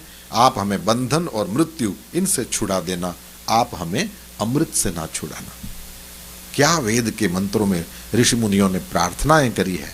और एक खानदान आदमी भी हो ना, एक अभिजात्य से भरा भरा एक कुलीन व्यक्ति भी हो ना, तो उसकी भी आप एक बार प्रार्थना करो और आपकी वास्तविक मांग हो तो वो भर देता है। तो फिर जहाँ अवढर दानी है ना, वो क्या मांगा हो आपने और क्या से क्या दे दे, जैसे हमने चर्चा करी, छप्पर फाड़ के देता है, ऐसा एक ही देवता है, वो महादेव है। जिसको ऐसी आदत लगी हो उस देवता को यदि तुम प्रार्थना करो, मृत्योर मुक्षीय, बंधनात् मुक्षीय, मां अमृतात्, तो वो क्यों नहीं सुनेगा। ऐसे परमात्मा हैं, ये स्मरहर हैं। काम का तो नाश करते ही हैं, कामनाओं का भी नाश कर देते हैं। वासना तो मिटती ही है, इच्छाएं मिटती ही है, उसको समूल विनाश कर देते हैं। इसलिए महादेव को कहा गया हे स्मरहर। कहते हैं श्मशानों में आप आनंद से खेलते रहते हैं। ये तो है ना, भगवान महादेव का तो क्या है, वो कहाँ खेलते हैं, श्मशान में। उज्जैन में महाकालेश्वर मंदिर है, तो वहां सुबह सुबह भस्म आरती होती है, दर्शन किया होगा, कम से कम वीडियो में तो किया ही होगा। कपड़े में भस्म भर के पुजारी जी जो हैं वो ऊपर यूं करते हैं, तो उसमें से जीनी सी भस्म निकल करके भगवान शिवलिंगम के ऊपर, भोलेनाथ के ऊपर इस तरह से वो भस्म गर्म होती है, ओवन में रखेली नहीं, वो भस्म गर्म होती है। और सुबह सुबह वहां भी जो भी शिव जी के सेवक हैं वो रात में या उस तरह से जो भी मुर्दा जला होगा उसकी जो राख पड़ी होगी उसी को लाते हैं और उसी से भगवान महादेव के ऊपर, इसको भस्म आरती बोलते हैं। भस्म आरती करने वाला दूसरा कोई देवता नहीं है, ये एक ही कर सकते हैं, ये दूसरे किसी का काम नहीं। तो श्मशान में क्रीड़ा करते हैं, है ना, श्मशान में आनंद से खेलते हैं भगवान महादेव। श्मशानेश्वा क्रीड़ा। और फिर श्मशान में आप खेलने जाओगे तो आपके जो को प्लेयर्स होंगे वो कौन होंगे? देवता। तो यही लिखा है पिशाचाहा सहचराहा। उधर तो पिशाच होंगे, है ना, वही आपके सहचर, सह साथ में, चर चलने वाला, इधर उधर घूमने वाले तो वही होंगे। और उनको कहीं जाना वाना नहीं होता। नहीं, वो एक शहर में शमशान बना तो वो सारा अंदर जो भी सामग्री सब होती है वो सब किया तो फंड पूरा हो गया। और प्लानिंग ऐसी थी कि वो चारों ओर वॉल करेंगे और वो सब भी होगा। अब फंड पूरा हो गया तो फिर मीटिंग बैठी। तो जब मीटिंग बैठी तो उसमें ये चर्चा चलने लगी कि भाई फंड पूरा हो गया है तो फिर से फंड करना पड़ेगा। और कहा कि भाई कितना काम बाकी है देख लो। तो बोले पेड़ पौधे कुछ बोने हैं, पीपल लगता है अपने यहाँ, तो वो सब किया जाए, और एक ये बाउंड्री वॉल। तो मीटिंग जब पूरी हुई तो सब लोगों ने मिलकर एक बात पे सहमति करी। नॉर्मली मीटिंग में ये नहीं होता है पर इसमें हो गया था। क्या हुआ? बोले वॉल नहीं करनी है। क्यों? बोले बाहर वाले बिना काम के अंदर नहीं जाएंगे।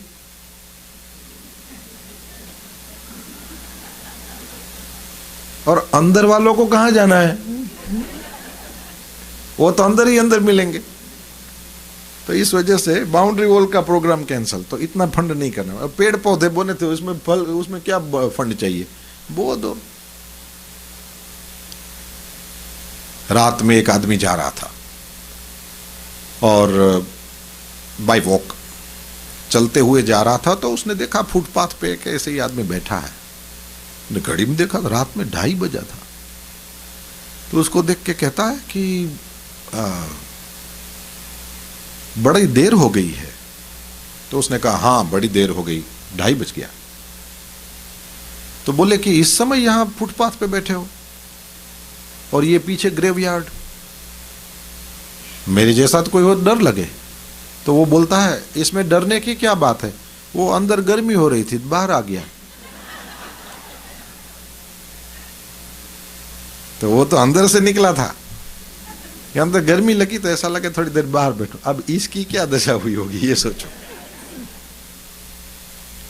तो पिशाचाहा सहचराहा। भगवान महादेव के आसपास तो उनके जो सेवक हैं, उनके जो गण हैं, कौन खेलता रहता है? बोले पिशाच। और बोले कि भगवान महादेव जब कुछ लगाते वगाते हैं, बोले हाँ चिता भस्मालेपहा। भगवान महादेव जो हैं ये महाकाल, करालम महाकाल कालम कृपालम। भगवान जो महाकाल हैं ये शरीर में मुर्दे की राख का ही अंगराग लगाते हैं। और नृकरोटी, नृकरोटी मनुष्यों की खोपड़ियां कहते हैं, उसी को परिकरह, ये जो नृकरोटी मनुष्यों की खोपड़ियां हैं उसी का स्रग, उसी की ये स्रगपी है ना, चिता भस्मालेपहा स्रगपी, स्रग कहते हैं माला को। तो मनुष्यों की खोपड़ियों की ही माला, इसको आप धारण करते हैं। और भी दूसरी दूसरी जो आपके पास संपत्ति है क्या है? तो बोले वो गज का ही, हाथी का चमड़ा ओढ़ते हैं ना, गजासुर के विनंती के ऊपर, तो हाथी का चमड़ा ओढ़ते हैं। तो इस तरह से देव आपने सब धारण किया हुआ है। लेकिन इस तरह का अमंगल्यम शीलम, जो कुछ भी आपने ये पहना ओढ़ा हुआ और आपके आसपास जो कुछ रहा हुआ है, तो ये जो आपका रहने का जो ढंग है ये अमंगल्यम, ये दिखता इस तरह से है कि अमंगल है, अपवित्र है। वैसे मंगल शब्द का अर्थ इस तरह से करते हैं, म के ऊपर बिंदी लगा दो तो मम, ये मम का अर्थ होता है पाप, और जो करने से पाप गल जाए, नष्ट हो जाए, मंगल। तो भगवान का नाम कैसा? मंगलम भगवान विष्णु। भगवान विष्णु कैसे? पाप का नाश कर देने वाले। मंगलम गरुड़ ध्वज, जिनके ध्वजा में गरुड़ जी का चिन्ह है, ऐसे विष्णु भगवान कैसे हैं? मंगल। मंगल भवन अमंगल हारी। तो परमात्मा जो है वो मंगल हैं। और यहां पर तो कहते हैं कि ये जो आपका ये जो रहने का ढंग है, ये जो आपका चरित्र है, वो इस तरह से दिखता है कि अमंगल्यम शीलम, ये अमंगल्यम दिखता है, अमांगलिक दिखता है, लेकिन कहते हैं कि भवतु नाम, दिखे जैसा दिखे वैसा, यानी जैसा है वैसा। लेकिन कहते हैं कि ये सारा ऊपर से दिखने वाला कुछ भी हो, तथापि, चौथी लाइन का पहला शब्द, फिर भी, हे वरद स्मर्तॄणाम, जो भी आपको याद करते हैं उन लोगों के लिए तो आप परमम मंगलम असि, आप मंगल ही नहीं हो मेरे नाथ, आप तो परम मंगल हो। जिसने भी भगवान महादेव, ये जैसे मंगलम भगवान विष्णु बोलते हैं, उस तरह से मंगलम भगवान शंभु, ये भी श्लोक है। भगवान महादेव की जब पूजा करते हैं तो कई बार पंडित लोग ये मंगलम भगवान विष्णु की जगह ये श्लोक भी बोलते हैं। मंगलम भगवान शंभु, मंगलम वृषभध्वजः, मंगलम पार्वती नाथो, मंगलायतनो हरः, ये भी श्लोक है। तो भगवान पार्वती नाथ जो हैं ये भी मंगल हैं। तो मंगल कामना वालों को शिव का स्मरण करना नहीं चाहिए, आदि आदि यदि किसी व्यक्ति के मन में है तो ये भी निकल जाना चाहिए, क्योंकि ये ऐसा नहीं है। भगवान महादेव दिखते हैं और वे जो धारण करते हैं वो सब अमंगल जैसा दिखता है, हकीकत में तो भगवान महादेव मंगल मंगल मंगल रूप ही हैं। कहते हैं कि शमशान में जाने से लोग घबराते हैं, पर शंकर जी तो शमशान में ही आनंद पूर्वक क्रीड़ा करते हैं, खेलते हैं। जिस शमशान में जाने से लोग घबराते हैं, यहाँ तक कि नाम भी सुनते घबराते हैं, उस शमशान में वे भली प्रकार अपना मनोरंजन करते हैं, खेलते हैं। तो ये क्या? बोले संसार के अंदर लोग दुख का अनुभव करते हैं और वहाँ वे सुख का अनुभव करते हैं, आनंद पूर्वक क्रीड़ा करते हैं।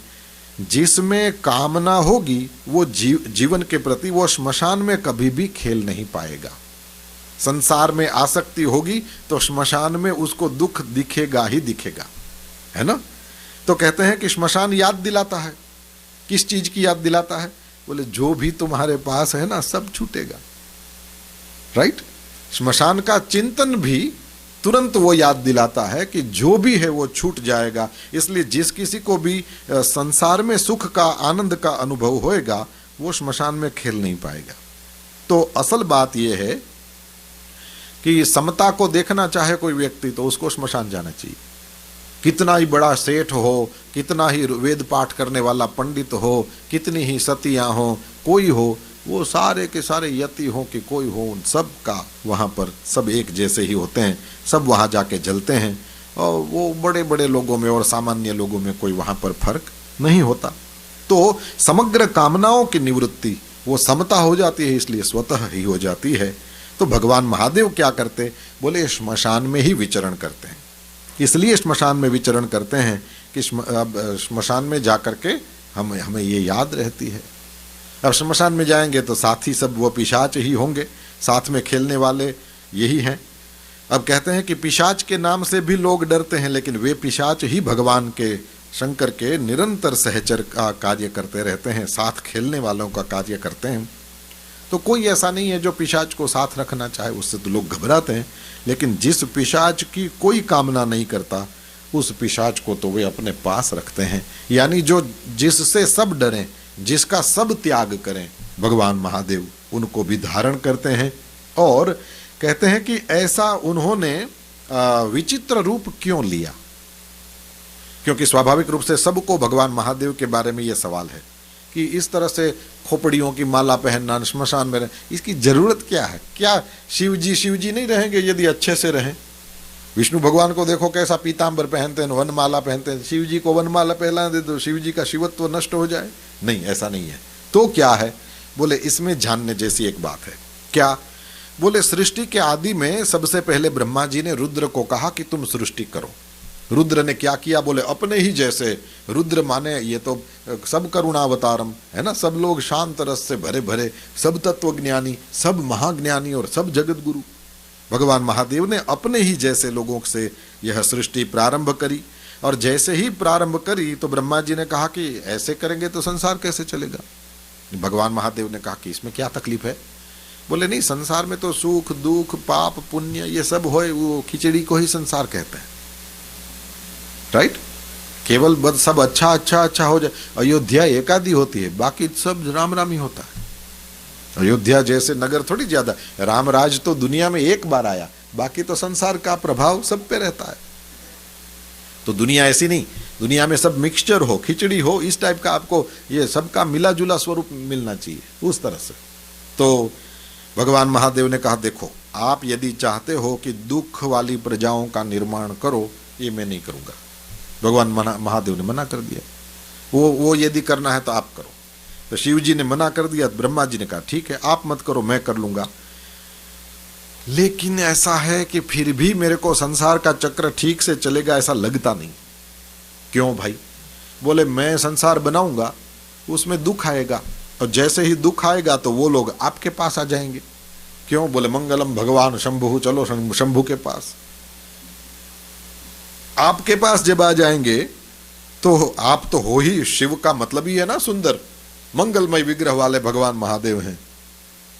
ऐसी कथा भी है कि गणपति बापा कभी शिव जी को देख के मुस्कुराए।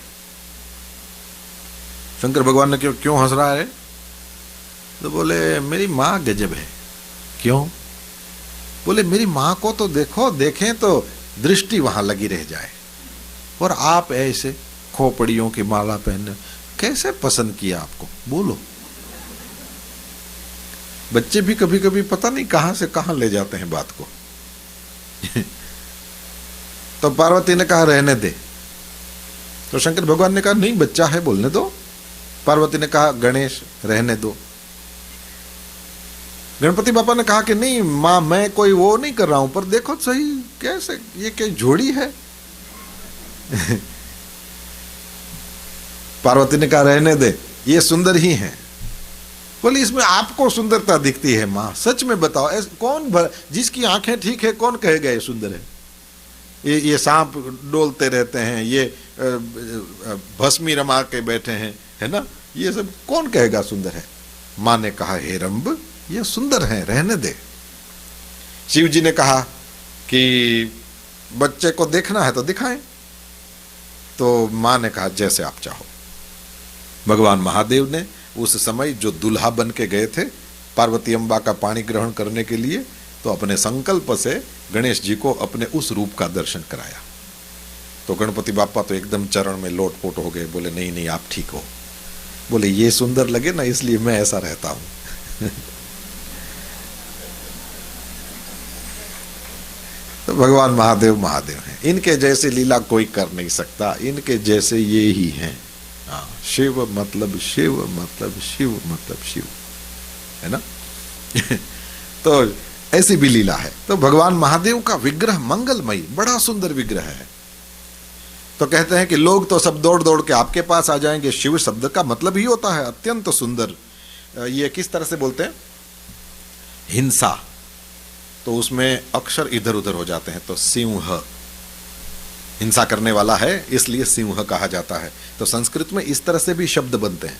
तो उसमें हिंसा है ना, तो हिंसा ऐसा शब्द बनना चाहिए था, लेकिन सिंह ये वर्ण विक्रम, ये व्यतिक्रम होता है। इसी तरह से वशीकांतौ धातु है, उस धातु से उस वर्ब से ये शिव शब्द बना। तो देखो वशी है तो क्या बन गया? शिव। तो कांतौ किसको बोलते हैं? जो सुंदर हो उसको। शिव शब्द का मतलब ही है जो अत्यंत सुंदर हैं ऐसे।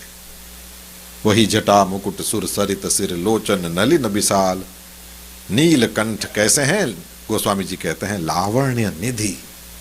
भगवान महादेव अति सुंदर हैं। सोह बाल विदु भाल।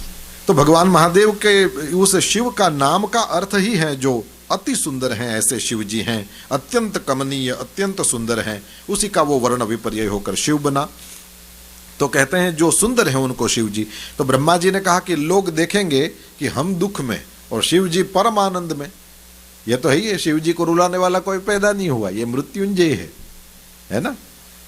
तो भगवान महादेव इस तरह से जब आनंद में होंगे तो लोग आपकी ओर खींचे आएंगे और झट से आपके चरणों में आ जाएंगे। और जैसे ही वो आपके पास आएंगे तो आपके पास अब आप अमृत का समुद्र होएगा, तो वहां विष थोड़ी मिलेगा।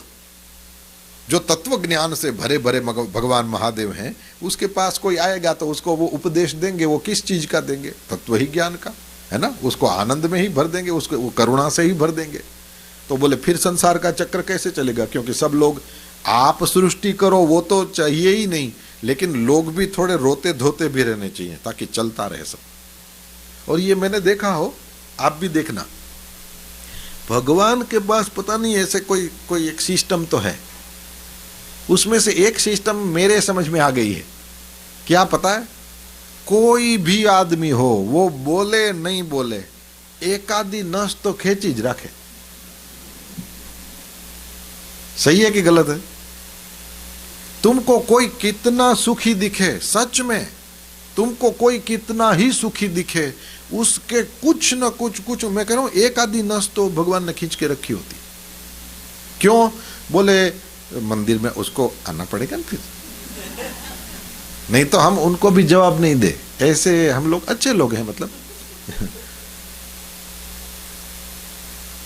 ईश्वर की ये स्टाइल है। संसार में हो तो कुछ न कुछ दुख रहेगा रहेगा रहेगा। इट्स इम्पॉसिबल कि किसी को भगवान ने 100% आनंद में, 100% वो सुख में और इस तरह से हो ही नहीं सकता। संसार उसका नाम है ही नहीं साहब। कभी कभी तो ये कहने को मन करता है, ये बच्चे खेलते हैं तो आपने देखा है, वो इसमें किसी को काम होए, किसी की माँ बुला रही हो तो बोलेगा टाइम प्लीज, वो टाइम प्लीज करके चला जाता है थोड़ी देर के लिए, पर वो है प्ले में है, तो वो जैसे ही अपना काम करके आ जाएगा तो वापस आएगा। तो टाइम प्लीज किया हुआ बच्चा जिस तरह से खेल से बाहर हो जाता है ना, इस तरह से दुख ही जीवन है। लेकिन कभी वो टाइम प्लीज करके चला जाता है ना, तो ये 6 दिन का चांस हम लोगों को दे देता है। ये है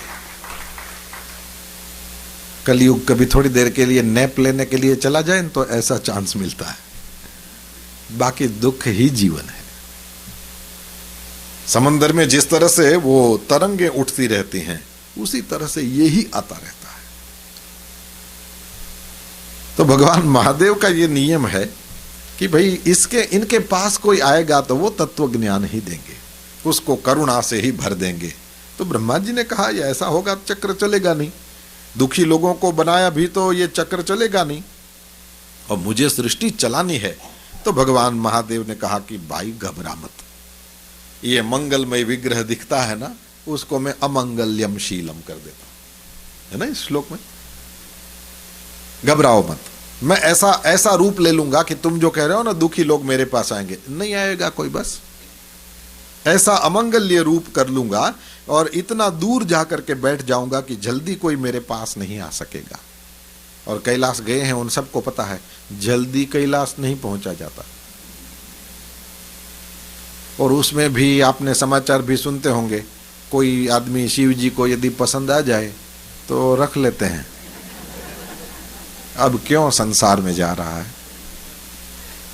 हाँ, तो एक तो पहुंचना मुश्किल और फिर वापस आना भी, वो तो उनके ऊपर है, क्योंकि एक बार उनकी शरण में आ गया है ना, तो फिर अब कहां जाना है। हो सकता है ये कह दें, ये कई लोगों के बारे में। हाँ, ये है कि जो उधर जा रहा होता है उसका कोई प्लान नहीं होता कि मैं वहां रह जाऊं, पर भोलेनाथ को कोई पसंद आ जाए तो उसको रख भी लेते हैं। तो शंकर भगवान ने कहा कि बहुत दूर जाके बैठ जाऊंगा और मेरे पास जल्दी कोई आ नहीं सकेगा, बिल्कुल चिंता मत करो। न मेरा रूप वो आकर्षण करने वाला रखता हूं, मैं ऐसा रूप बना लेता हूं कि जल्दी मेरे पास कोई न आए, और इतना नजदीक भी नहीं रहूंगा, दूर चला जाऊंगा ताकि ये भी हो जाए, फिर तो कोई चिंता नहीं, अब निसंकोच सृष्टि करो। तो ऐसा कह करके भगवान महादेव ने इस तरह से रूप लिया और काशी में बैठ गए या कैलाश में बैठ गए। इसलिए देखो काशी का नाम ही है महाश्मशान। महाश्मशान क्यों है? दूसरे सब श्मशान, ये महाश्मशान, क्योंकि वहां चिता की जो आग है कभी नहीं बुझती। गए हैं कोई काशी गए हैं? वाराणसी बहुत लोग गए हैं, बड़े भाग्यशाली। भगवान महादेव का वो अपना निजी धाम है, और वहां मणिकर्णिका, और ये लोग ऐसा मानते हैं कि काशी में केवल शिव जी का घर है। भूल खा रहे हो, उधर बहुत सारे गणेश जी के भी मंदिर, उधर 9 दुर्गाओं के मंदिर, उधर 12 आदित्यों के मंदिर, उधर अनेक विष्णु विग्रह हैं। काशी काशी है साहब। प्रकाश शब्द सुना हुआ है, राइट? उसमें से प्र निकाल दो तो काश बचता है ना, इसी से काशी है, जो चमकती रहती है उसी को काशी बोलते हैं। हाँ, वो तो कभी चांस मिले और उस समय जब जैसे जाएं तो उस समय अलग अलग जगहों पर जाएं तब जाके, वैसे ही भारत भारत है साहब, बात ही अलग है। तो जब भी अवसर मिले एक ही जगहों पर नहीं, ये ठीक है कि भाई मैं तो मेरियट में ही रुकता हूं, ये ठीक है ना, क्योंकि आपको वो सेट आ गया होता है, मैं हिल्टन में ही रुकता हूं, वो बात अलग है। लेकिन वैसे भारत में जाओ तो फिर उस समय कोशिश करो कि अलग अलग जगहों पर जाओ और वहां जो वहां के निवासी हों उन लोगों से उन वस्तुओं का महात्म्य सुनो। क्यों बोले, वैसे तो पुष्पदंतेश्वर महादेव का ऐसे ही दर्शन हम लोगों ने कर लिया कल, चलो, या आप वहां से कभी निकले, बहुत लोग गए हैं तो हो सकता है कि वो निकल गए हो वहां से, उनको कोई महिमा पता ना हो, इसलिए अब एक अच्छी चीज होने लगी कि वहां बोर्ड लगाए जाते हैं।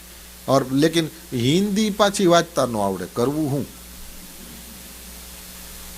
इसलिए someone should be with you, कोई आपके साथ वहां वाला रहता है, फिर वो जो दर्शन कराता है वो उन्हीं को पता। द्वारका जी तो कई बार होकर के, सोमनाथ जी तो कई बार होकर के आ गए, लेकिन सोमनाथ जी ही, सोमनाथ जी में कितने शिवलिंगम, कितने सूर्य के, देवी के, भैरव जी के, विष्णु जी के, कैसे कैसे स्थान, स्कंद पुराण में पूरा पूरा वर्णन मिलता हो, ऐसे ऐसे स्थान। साक्षात मुरलीधर कन्हैया लाल ने, जगत गुरु ने जहां शरीर छोड़ने की सोची हो तो कोई जगह ऐसी ऐसी तो नहीं होगी ना। तो ये तो मैं आपके सामने दो चार स्थानों के नाम बोल गया। तो मैं ये कह रहा था, एक ही जगह पर बार बार बार जाना ठीक है, आपको जम गई हो तो वो ठीक है। वो नहीं, एक आदमी सितार लेके बैठा था, तो सितार लेके बैठा तो उसकी वाइफ ने देखा कि ओहो हो पश्चिम से सूरज निकल रहा है, ये औरंगजेब लेके बैठा है, उसको लग गई थी। तो इस तरह से वो, जैसे ये लोग यहाँ आते हैं तो इनके, ये आते हैं भारत से तो इनके वाद्य इनके पास होते हैं, जाते समय नहीं होते, कोई ना कोई उठा लेता है, राइट। वो कहते हैं इसको रख दो, ये भी राजी होते हैं वैसे। तो वो कहीं से सितार उठा लिया, सितार उठा लिया और वो टिंग टिंग टिंग टिंग करे, तो वो सुन रही थी कढ़ी बनाता बनाता, ये टिंग टिंग शुरू हुआ है, पता नहीं कितने दिन तक सिर खाएगा। अच्छा, उसने नोटिस किया कि आधे घंटे से, अब सितार आप लोगों ने बजाना नहीं आता हो, ठीक है, मुझे भी नहीं आता, पर हमको पता है ना वो यूं उंगलियां घूमती है, राइट, और यहां से भी कुछ, दोनों हाथों से सितार बजती है। तो ये लोग हाँ बोल रहे हैं तो डेफिनेटली दोनों हाथों से बजती है, ये एक्सपर्ट्स एडवाइस। चलो, तो वो नीलाद्री बजाता है तो है ना, उंगलियां खोजनी पड़े आपको। तो इसमें वो ये हाथ तो ऊपर नीचे करे ही नहीं, एक जगह पर एक उंगली, और ये टिंग टिंग टिंग टिंग ऐसे चलता। तो उसकी वाइफ ने कहा कि सितार का यूट्यूब में वीडियो हमने भी देखा है, लोग यूं पूरा ऊपर नीचे हाथ करते हैं और इधर से वो बजाते हैं, ऐसे तुम तो कब से ये टिंग टिंग कर रहे हो। तो इसने अपनी वाइफ पे वो इंप्रेशन डालने के लिए कहता है, वो सब खोज रहे होते हैं, मुझे मिल गया है।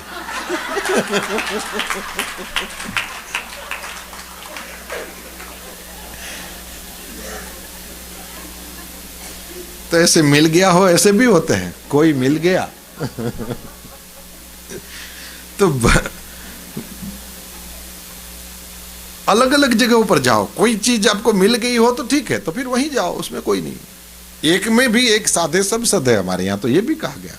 लेकिन यदि आपको अवसर प्राप्त हो, यदि बार बार जा सको, तो भारत में बहुत है, जब भी चांस मिले। काशी ही काशी में, काशी की पूरी परिक्रमा होती है, हाँ जी, पंचक्रोशी परिक्रमा कहते हैं उसको, जैसे वृंदावन की परिक्रमा करते हैं लोग, काशी की परिक्रमा करते हैं, और उसमें सारे तीर्थ, हे भगवान कितने तीर्थ हैं। तो ऐसा है, काशी को महाश्मशान बोलते हैं। ऐसे ही मैं बातें करते करते थोड़ी देर के लिए काशी चला गया, क्योंकि जो भी गया होगा वो विश्वनाथ जी के मंदिर में बैठा होगा अभी।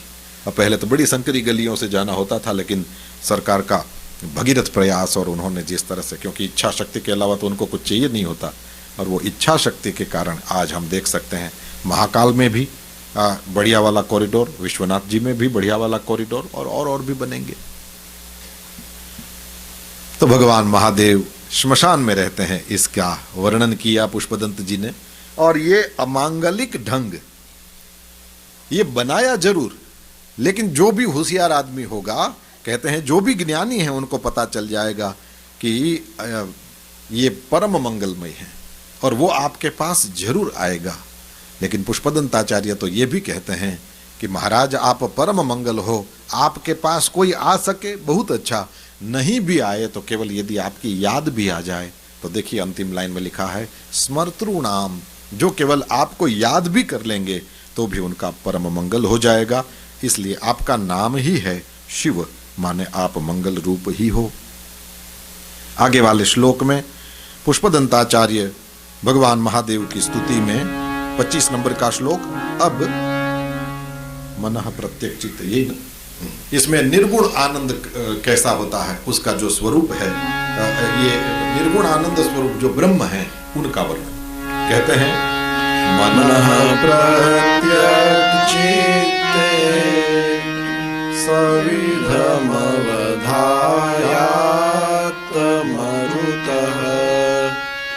प्रहर्ष्यद्रोमाणः प्रमदसलिलोत्सङ्गितदृशः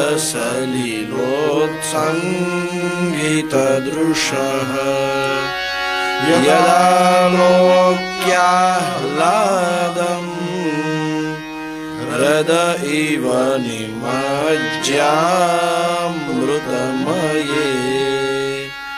ददत्यन्तस्तत्त्वं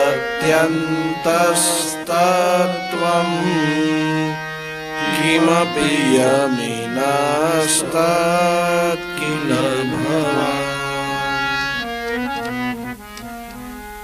भगवान महादेव का जो ध्यान करते हैं उनकी क्या स्थिति होती है। जैसे कुंभ के मेले में क्यों जाते हैं? अमृत की प्राप्ति करने के लिए। तो जिनको अमृत मिल जाता है उनकी क्या स्थिति, उसका वर्णन। मुख्य बात है वो तीसरी लाइन में देखिए, अमृतमये हृदय इव निमज्ज्य। अंतिम शब्द है अमृतमये, है ना, निमज्ज्यामृतमये। तो अमृतमय ऐसे हृदय माने उस कुंड में या उस तालाब में, निमज्ज्य माने जैसे स्विमिंग पूल में अंदर घुसते हैं तो एकदम पानी में अपने को समा लेते हैं ना। पानी पीना माने बोले अपने में पानी को समाना, और नहाना माने अपने को पानी में समा देना।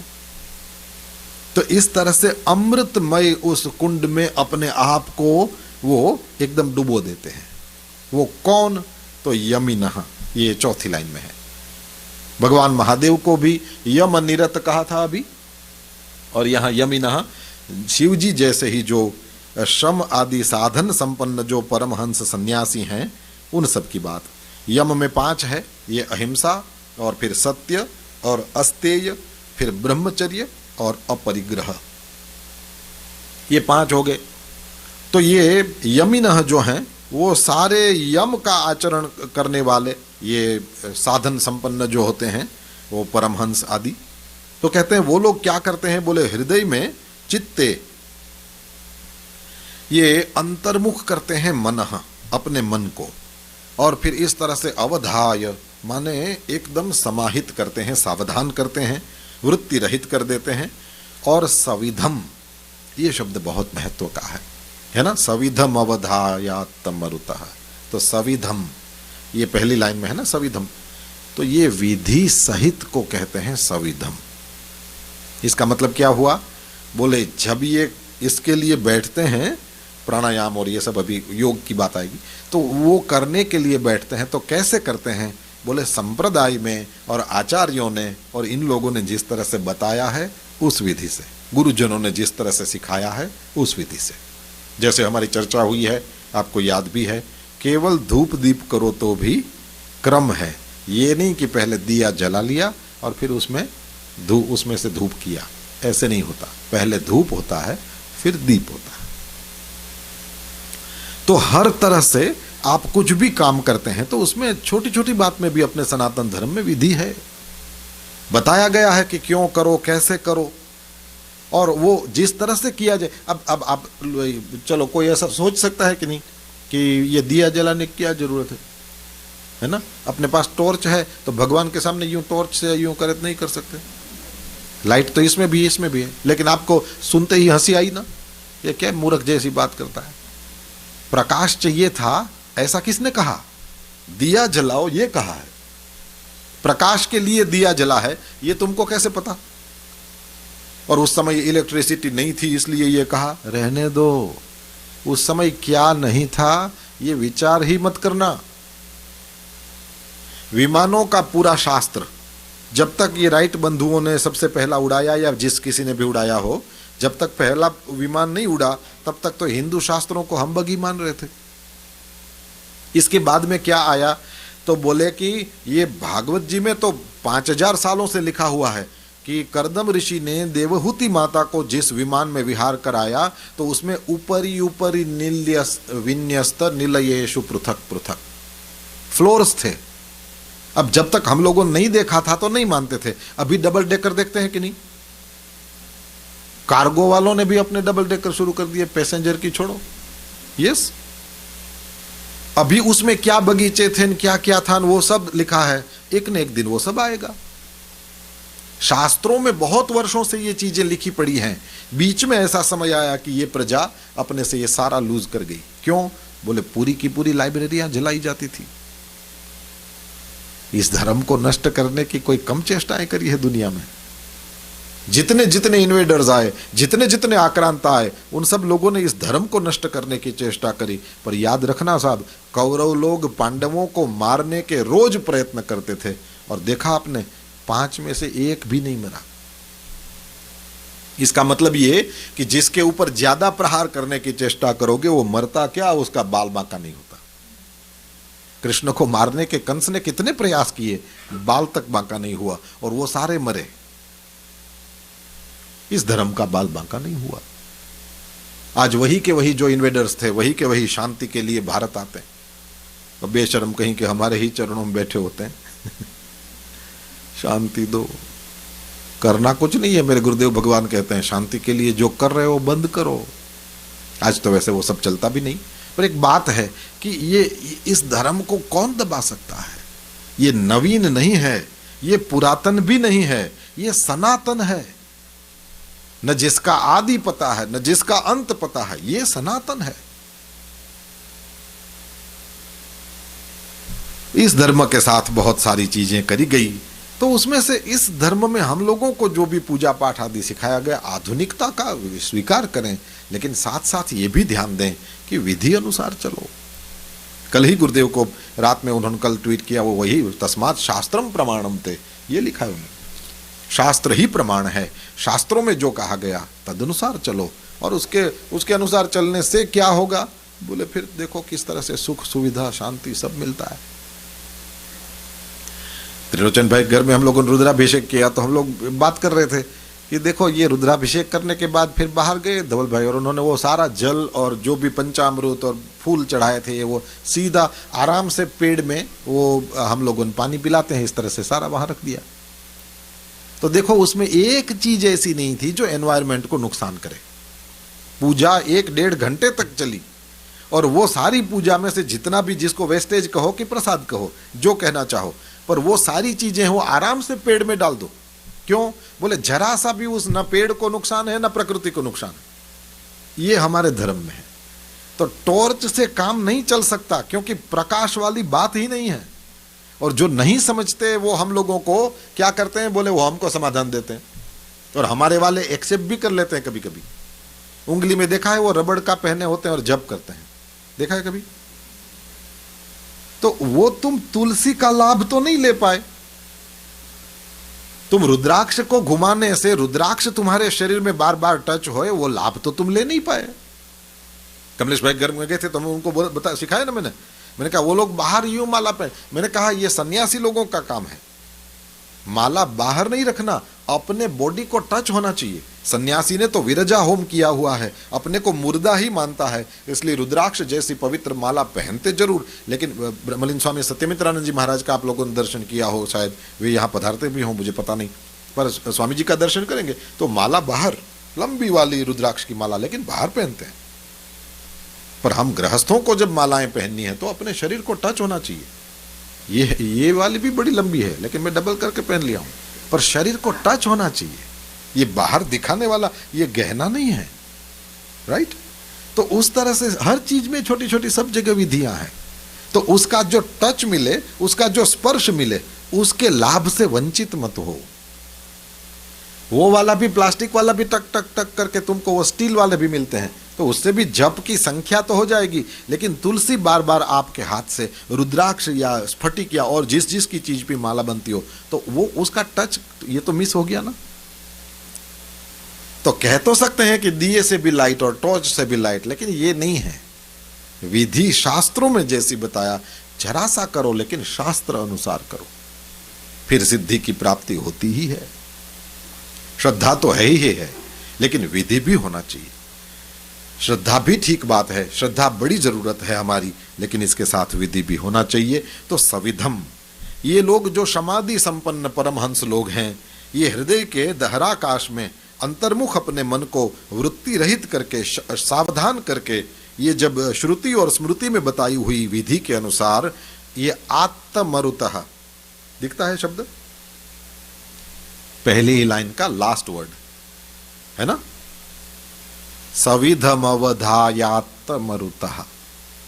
ये आत्मरुतः है ना, इसका मतलब ये हुआ कि प्राणों का अवरोध कर लेते हैं, यही प्राणायाम, प्राण माने श्वास, इसी का अवरोध कर लेते हैं, और उससे फिर प्रहृष्य द्रोमाणः, ये प्राणायाम के द्वारा अपने मन को सावधान करते हैं, विधि के अनुसार प्राणायाम करते हैं, और इसके द्वारा उनको क्या मिलता है, बोले हृदय में प्रसन्नता मिलती है, उनके रोम प्रसन्न हो जाते हैं। ये कोई विधि है योग की, सुन के तुरंत ही नहीं करना शुरू कर देना, किसी टीचर के सामने बैठ के फिर सीख के करना चाहिए, पर यह विधि है। तो प्रहृष्य द्रोमाणः, उनके प्रसन्नता से रोमांचित। और दूसरा देखो, प्रमद आनंद और सलिल जल, आनंद का जल, ये उत्संगित दृशः, दृशः दृष्टि, तो उनकी दृष्टि में माने उनकी आंखों में आनंद का जल भर जाता है, रोम प्रसन्न, और आंखों में वो प्रसन्नता का जल, जैसे बड़े खुश होते हैं तो भी आंखों से आंसू बहते हैं,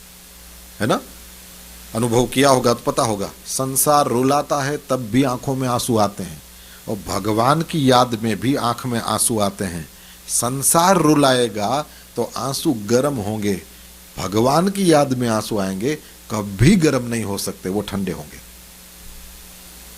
पर ये सुनने वाली बात नहीं है, ये कहने सुनने से कुछ होता नहीं है, ये जिसने अनुभव किया वो जानेगा। तो विधि पूर्वक प्राणायाम, सावधान मन, और इसके द्वारा उसके रोम खिल जाते हैं, आंखों से आनंद की धारा बहने लगती है, आनंद से जलपूर्ण नेत्रों से युक्त होकर के वो क्या करता है, बोले किमपि तत्वम, है ना, नाम नहीं दिया, कहते हैं वो किसी तत्व जो है उसकी दधति अंतः तत्वम किमपि, चौथी लाइन, वहां पर किमपि तत्वम लिखा है, तो किसी अनिर्वचनीय ही ऐसे तत्व का आलोक्य, उसका साक्षात्कार कर लेता है, देख लेता है, और ये देखना ही अमृतमये हृदय निमज्य, यही है अमृत के भरे हुए तालाब में डूब करके बैठना। सुख को बाहर खोजने वाले खोज जरूर लेते हैं, राइट। ऐसे लोग बोलते हैं you can not buy happiness, मेरे को भरोसा नहीं होता, नए शूज लो तो यू बाय हैप्पीनेस, नो कि नहीं, बढ़िया वाली नई ड्रेस ले तो you can buy happiness, but that is temporary happiness, वो परमानेंट नहीं है, बस इतनी सी बात है। एनचिलाडा खाओ तो मजा आता है, नहीं आता,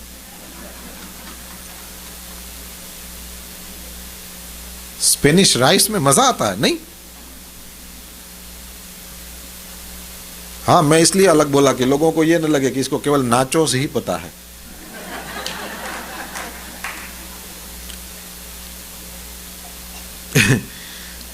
तो मजा तो आता है कि नहीं, पर दैट्स टेम्पररी। क्यों, बोले उस पात्र में पड़ा है तब तक भी मजा नहीं, अंदर चला जाए उसके बाद तो फिर ज्यादा तीखा हो जाए तो मुश्किल भी करे। कब तक मजा आता है, जब जीभ पर है, इट्स टेम्पररी। तो मजा तो है पर टेम्पररी है। और ये जिस आनंद की बात कर रहे हैं, पानी में डूब के बैठ जाना, तो वो क्या हुआ, वो आनंद के हृदय में बैठ जाना, ये हुआ कि ये परमानेंट है। इस आनंद में जो डूबा, फिर वो मीरा की तरह, भगवान शिव जी ने तो जहर अटका दिया था, मीरा तो पी गई थी, लेकिन फिर भी कुछ हुआ नहीं हुआ। क्यों नहीं हुआ? ये इस आनंद के हृदय में बैठी। नरसी, सूर, कबीर, है ना, चैतन्य, जिन जिन को भी आप याद करो, ये सारे इस अमृत के तालाब में मग्न हुए के समान क्या करते हैं? बोले अंतः आह्लादम, ये अंदर ही अंदर निरतिशय सुख आह्लाद को दधति माने धारण करते हैं। तो ये समाधि संपन्न सन्यासी विधि पूर्वक प्राणायाम आदि करते हैं और उनके रोम खिल जाते हैं, उनके आंखों में आनंद के आंसू, और वे अमृत के तालाब में जैसे डूब गए हों उस तरह से रहते हैं और किसी अनिर्वचनीय आनंद को धारण करते हैं। अब पुष्पदंत ने कहा कि महाराज दूसरों को जो लगता हो, लेकिन तत्व, वो जो तत्व है, किल भवान, वो तत्व और कौन है? वो शिव ही तो है। तो जैसे मार्गदर्शन भी दिया कि इस तरह से जो ज्ञानी योगी बैठते हैं, उन लोगों को भी जिस तत्व का आनंद का अनुभव होगा, वो भी तो यह परब्रह्म परमात्मा भगवान महादेव ही है और कोई है ही नहीं। तो परब्रह्म परमात्मा के स्वरूप का वर्णन करते हुए पुष्पदंत ने इस तरह से भगवान महादेव की ये निर्गुण आनंद स्वरूप परब्रह्म भी शिव ही है, ये वर्णन किया। अब 26वां श्लोक कहते हैं, यदि कठिन लगे तो ईश्वर का जो स्वरूप है, जिसको हम पकड़ सकें, जिसमें नाम हो, जिसमें रूप हो, ऐसा स्वरूप, ये कौन सा है? 26वां श्लोक, त्वमर्कस्त्वं सोमस्त्वमसि पवनस्त्वं भूतवः त्वमापस्त्वं व्योमः त्वमुधरणिरात्मा त्वमिति च परिच्छिन्नामेवं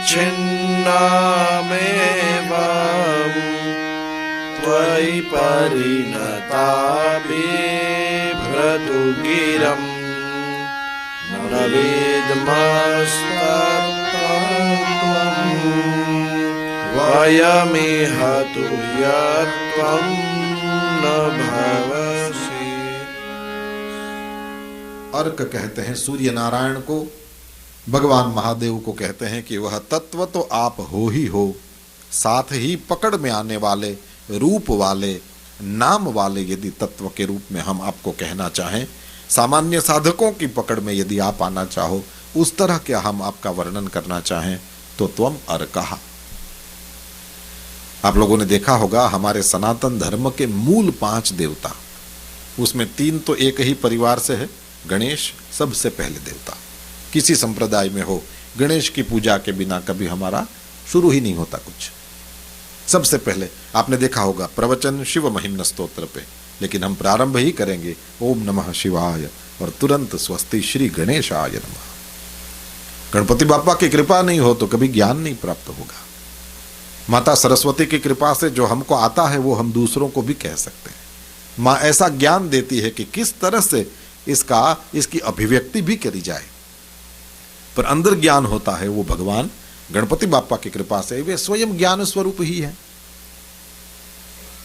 तो गणेश सबसे पहले सनातन धर्म के देवता, दूसरी देवता है वो कुल देवी है। माँ का जो भी स्वरूप आपको पसंद हो, सबसे बड़ी बात तो सबसे नजदीक जो हमको पड़ती है वो हमारे कुल की जो देवी हो वही। तो गणेश, फिर देवी माँ, तीसरे भगवान महेश्वर। सनातन धर्म के मूल 5 देवता यही हैं, सबसे पहले इन 5, उसके बाद ही बात आगे बढ़ती है। गणेश, देवी, शिव और 2 देवता और विष्णु और सूर्य। अब मंदिरों में आप देखेंगे गणेश सबके घर में, सबके मंदिर में होते हैं, शिव जी सबके पास, देवी माँ सब अपनी कुल देवी की फोटो रखते हैं, पूजा करते हैं, आदि आदि होता ही है। और विष्णु भगवान का भी, बालकृष्ण हो गए, शालिग्राम जी हो गए, कोई ना कोई स्वरूप सबके घर में, ठीक है। सूर्य नारायण बहुत कम घरों में होते तो हैं, पर बहुत कम घर में। ये नेसेसिटी भी नहीं, ये नेसेसरी भी नहीं है। भगवान सूर्य का विग्रह मंदिर में, घर में रखना ये इसलिए जरूरी नहीं है कि ऋषि मुनियों ने सिखाया है कि वो देवता तो रोज आपके सामने आता है। उस देवता की मंदिर में मूर्ति बना के क्यों करना, उस देवता के सामने जाओ, विटामिन डी भी, ये भी तो फायदा है। और रोज नित्य उनको वंदन करो, रोज नित्य प्रणाम करो। ये देवता ऐसा है जो रोज दर्शन देने आता है। तो गणेश का विग्रह, देवी माँ का विग्रह, शालग्राम जी या विष्णु भगवान का कोई विग्रह, भगवान महादेव का कोई विग्रह, और ये इस तरह से पूजा करते हैं हम लोग, ये ठीक है। पर सूर्य नारायण रोज उगते हैं इस तरह से। तो सूर्य नारायण के स्वरूप में भी यहां शिव जी को लिया है। कहते हैं त्वम अर्कः, आप ही सूर्य हो, आप ही सोमः, त्वम सोमः, चंद्रमा भी आप ही हो, त्वम असि पवनः, आप पवन भी आप ही हो, वायु भी आप ही हो, और हुत वह, हुत होम किया हुआ, उसको वहन करता है जो।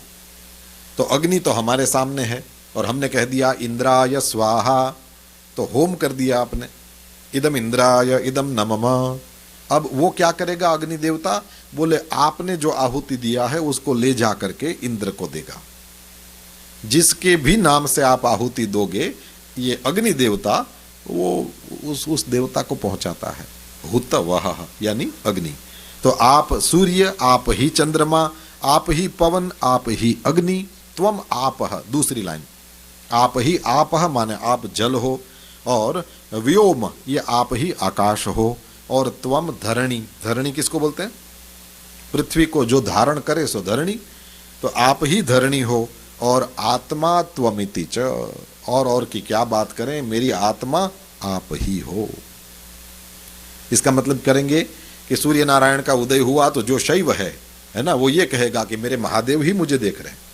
रात है, चंद्रमा का दर्शन हो गया तो यही समझ लो कि भगवान महादेव के मस्तक पर चंद्रमा है, तो इसके नीचे वो जटा में खड़ा चंद्रमा लगा हुआ है, और उसके नीचे पूरे श्री शिव भगवान महादेव के विग्रह की कल्पना करो। तो भगवान महादेव ही चंद्र स्वरूप या चंद्रार्ध को धारण करने वाले भगवान महादेव हैं। इसी तरह से अग्नि को कहीं पवन हो तो पवन का अनुभव करते ही ये मेरे महादेव ही हैं, अग्नि का दर्शन करते ही ये भी मेरे महादेव। क्यों, बोले आपको सब देवताओं की पूजा तो करना, पर मुख्य यदि शिव आपके अधिष्ठातृ, ये आपके इष्ट देवता हैं, तो आपको शिव के संबंध से सबके साथ रहना। एक लड़की का विवाह होएगा तो वो जैसे ही ससुराल में जाएगी तो किसी को तो कहेगी ये मेरे ससुर जी हैं, ये मेरी सास जी हैं, ये मेरे जेठ जी हैं, ये मेरे देवर हैं, है ना, ये मेरी देवरानी है, ये मेरी जेठानी है। अब वो हुए क्यों, तो बोले उसका पति है इसलिए हुए, राइट। तो पति के संबंध से ससुराल में सबके साथ संबंध है। पति के साथ संबंध नहीं रहा या नहीं था, उससे पहले किसी के साथ संबंध नहीं था। लोग तो थे, लेकिन जब तक इसके हाथ में इस लड़की ने अपना हाथ नहीं दिया तब तक वो कोई सगे नहीं थे, और उसके बाद वो सब सगे संबंधी हो गए। ठीक है, इस तरह से किसी एक को इष्ट देव नहीं बनाया, तब तक तो सब देवताओं को जा जा करके प्रणाम करो, लेकिन जिस दिन एक को इष्ट देव बना लिया तो फिर उन्हीं के नाते सबको। इसलिए देखो हनुमान जी का पूरी हनुमान चालीसा में वर्णन, लेकिन अंत में गोस्वामी जी कहते हैं तुलसीदास सदा हरि चेरा, मैं तो हरि का दास हूं, कीजे नाथ हृदय महाडेरा, है ना। और पवन तनय संकट हरन मंगल मूर्ति रूप, लेकिन फिर आप हमारे हृदय में विराजो, लेकिन राम लखन सीता सहित हृदय बसहु, आप उनके साथ रहना। क्यों, मेरे इष्ट देव तो भगवान रघुनाथ जी हैं। गणपति बापा का भी भजन गाएंगे तो शिव जी, अरे ये तुलसीदास जी कि गाइए गणपति जगवंदन, तो भी अंत में तो मेरे को सीताराम के चरण में ही प्रेम देना, यही कहते हैं।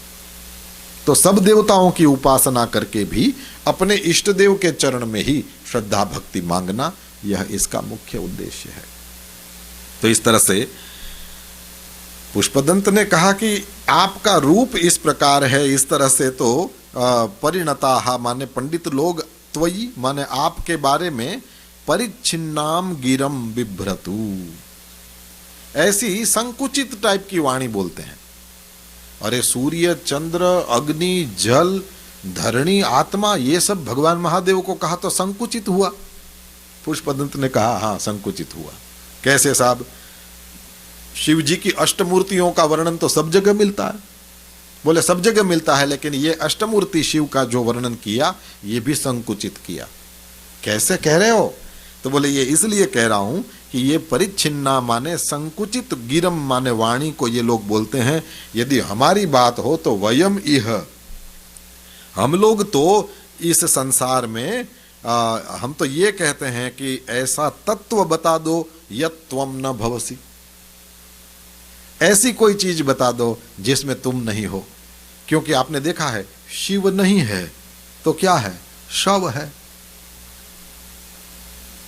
शिव नहीं है तो सीधा शव है ना। कितना सुंदर दिखने वाला हो, कितना क्या कहते हैं ट्रिलियनर भी क्यों ना हो, लेकिन मर गया, उसमें से शिव निकल गया, तो उसको कोई कहते हैं कि ये ट्रिलियनर है, उसको रखो, या ये मिस वर्ल्ड है, इसको रखो। कोई बोलता है साहब? नहीं, शिव निकला कि शव हो गया, अब तो निकालो इसको यहां से। शिव नहीं है तो शव ही है। तो पुष्पदंत ने कहा कि अष्टमूर्ति शिव का बड़ा बढ़िया वाला वर्णन मिलता है। ये सूर्य चंद्र और पृथ्वी जल तेज वायु आकाश के रूप में आपका वर्णन करना, आत्मा के रूप में आपका वर्णन करना बहुत बड़ी बात है। मूल जो बातें थी जिसके अलावा हम जीवन धारण नहीं कर सकते, सब आ गया। लेकिन सब आ गया फिर भी बहुत कुछ रह गया। हम तो आपसे ये कहते हैं, हे महादेव, ऐसा क्या है कि जो आप नहीं हो? और ये सही है, वो शिव पुराण में स्पष्ट रूप से लिखा है कि आप भी शिव रूप हो। हाँ जी, इसलिए मैंने पूज्य मुरारी बापू से सुना कि आप जब स्नान करते हो ना, तो उस समय नमामि शमीशान निर्वाण रूपम रुद्राष्टकम गाया करो। क्यों? बोले रुद्राभिषेक हो रहा है। कुछ नहीं तो ओम नमः शिवाय तो बोल सकते हो। तो रुद्राभिषेक के भाव से अपने ऊपर भी जल गिराओ, तो ये भी शिव रुद्राभिषेक है। और मुझे नहीं पता आपका ध्यान जाता है कि नहीं जाता, पर आप गंगा जमुना जब जाओ ना, तो वहाँ पर ये बूढ़ी बूढ़ी माइयाँ जो आती है ना वहाँ लोकल वाली, तो उन माइयों को देखना, तो उन लोगों से एक विधि सीखने को मिलती है। वहाँ उनके साथ तो शिवलिंग होता नहीं, और उनको रुद्राभिषेक करना है। क्या करेगी? पहले डुबकी लगाएगी, और फिर लेफ्ट हैंड का जो अंगूठा है ये शिव है। क्या करेगी? तो अपने अंगूठे को उठा करके गंगा जी से जल का चुल्लू भर के ओम नमः शिवाय, यही है व्हेन देयर इज विल, यही है। अब कुछ लोग पूछ सकते हैं कि ये शिव जी कैसे हो गए? बोले तुम चर्चा करते रहो, मेरा रुद्राभिषेक हो गया।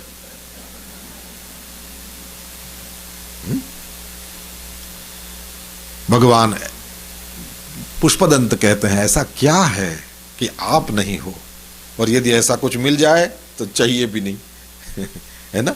शिव से रहित कुछ मिल जाए तो नहीं चाहिए। कैसे पता चला? शिव से रहित है तो शव है, कौन रखेगा उसको? तो महादेव को कहते हैं हम ऐसे किसी तत्व को न विद्मः, चौथी लाइन में शुरुआत में कहते हैं न विद्मः, माने हम आपके अलावा कोई तत्व है ऐसा जानते ही नहीं है। वही है कृष्णात् परम किमपि तत्वम अहम न जाने, मैं नहीं जानता। तो इस तरह से पुष्पदंत ने कहा। 27वें श्लोक की ओर चलें। आगे वाले श्लोक में पुष्पदंताचार्य भगवान महादेव की स्तुति, अब ये स्तोत्र जो है वो धीरे धीरे एंड की ओर जा रहा है ना। तो 27वें श्लोक में भगवान महादेव की स्तुति करते हुए ये ओम पदार्थ की बात अब इस तरह से ये चर्चा कर रहे हैं कि अब धीरे धीरे सब्जेक्ट जो है वो बड़ा ऊपर की ओर। तो ओम जो शब्द हमारे यहाँ कहा गया ना, पूरा सनातन धर्म का ये तस्य वाचकः प्रणवः, उस पर ब्रह्म परमात्मा को जानना हो तो कौन सा एक अक्षर बताना हो तो कौन सा है? बोले ओम। हाँ, लोग ये समझते हैं कि 2 अक्षर हैं, 2 नहीं है, एक ही अक्षर है। जैसे वो 3 करके अपने लिखते हैं उस तरह से ओम लिखते हैं। एक ये हो गया, और अ, फिर साइड में लाइन आ, और फिर ऊपर एक कर देंगे तो ओ, और फिर म, ये भी लिखते हैं ना ओम। पर ये सही वाला स्पेलिंग नहीं है। सही वाली स्पेलिंग वो यूं ओम करते हैं, वही है। अच्छा, पहले श्लोक बोलो। त्रयीं तीसरो वृत्ति त्रिभुवनमथो त्रीनपि सुरा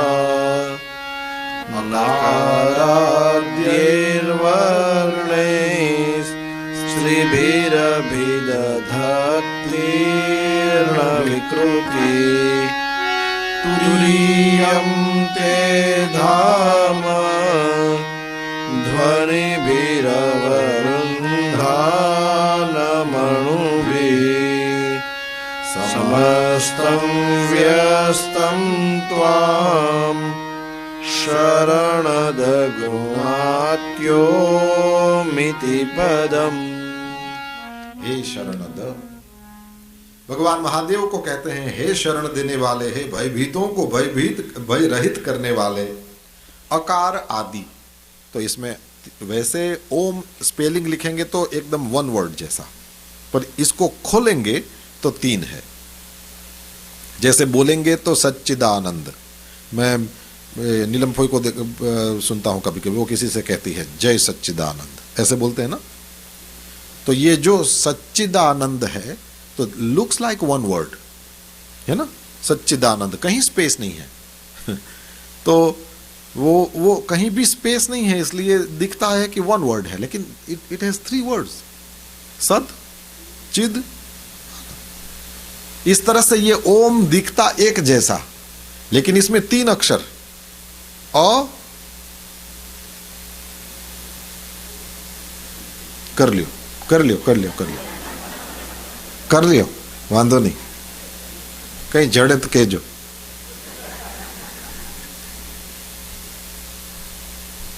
एक होता है अ, મને ખબર હતી વચલો નહીં જડે એટલે ટીંગાઈ જાઓ બધા, શાંતિથી સાંભળો।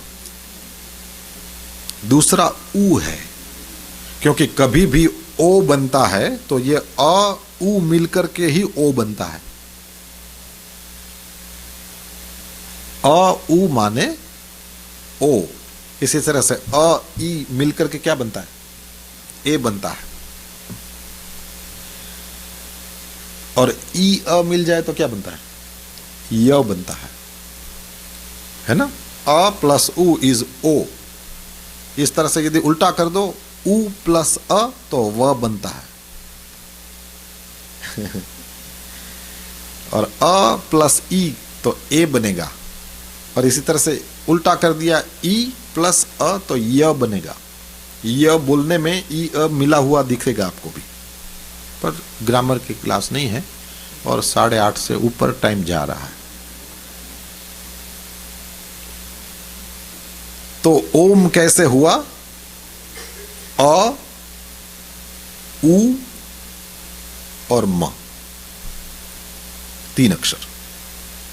लेकिन म जो है वो आधा है और आधे को हमारे यहां अक्षरों की गिनती में नहीं लेते। तो अ उ म इस तरह से ये लिखना है तो तीनों को लिखना पड़ेगा। फिर आप लोगों ने हिंदी में कभी कभी देखा होगा, ये अ लिखेंगे, बाजू में एक लाइन तो आ हो गया, और ऊपर एक लाइन कर देंगे तो ओ हो गया, ठीक है। और ओ और म के नीचे ऐसे तिरछी वाली लाइन भी होती है, तो ये आधा म है, इसकी निशानी है। और ओ और म के बीच में 3 देखा है कभी, 3 लिखा हो हिंदी में। આપણે ગુજરાતીઓ તો ઓરૂમ પણ બોલે એલા રૂ તો ગુજરાતીમાં થાય એવું।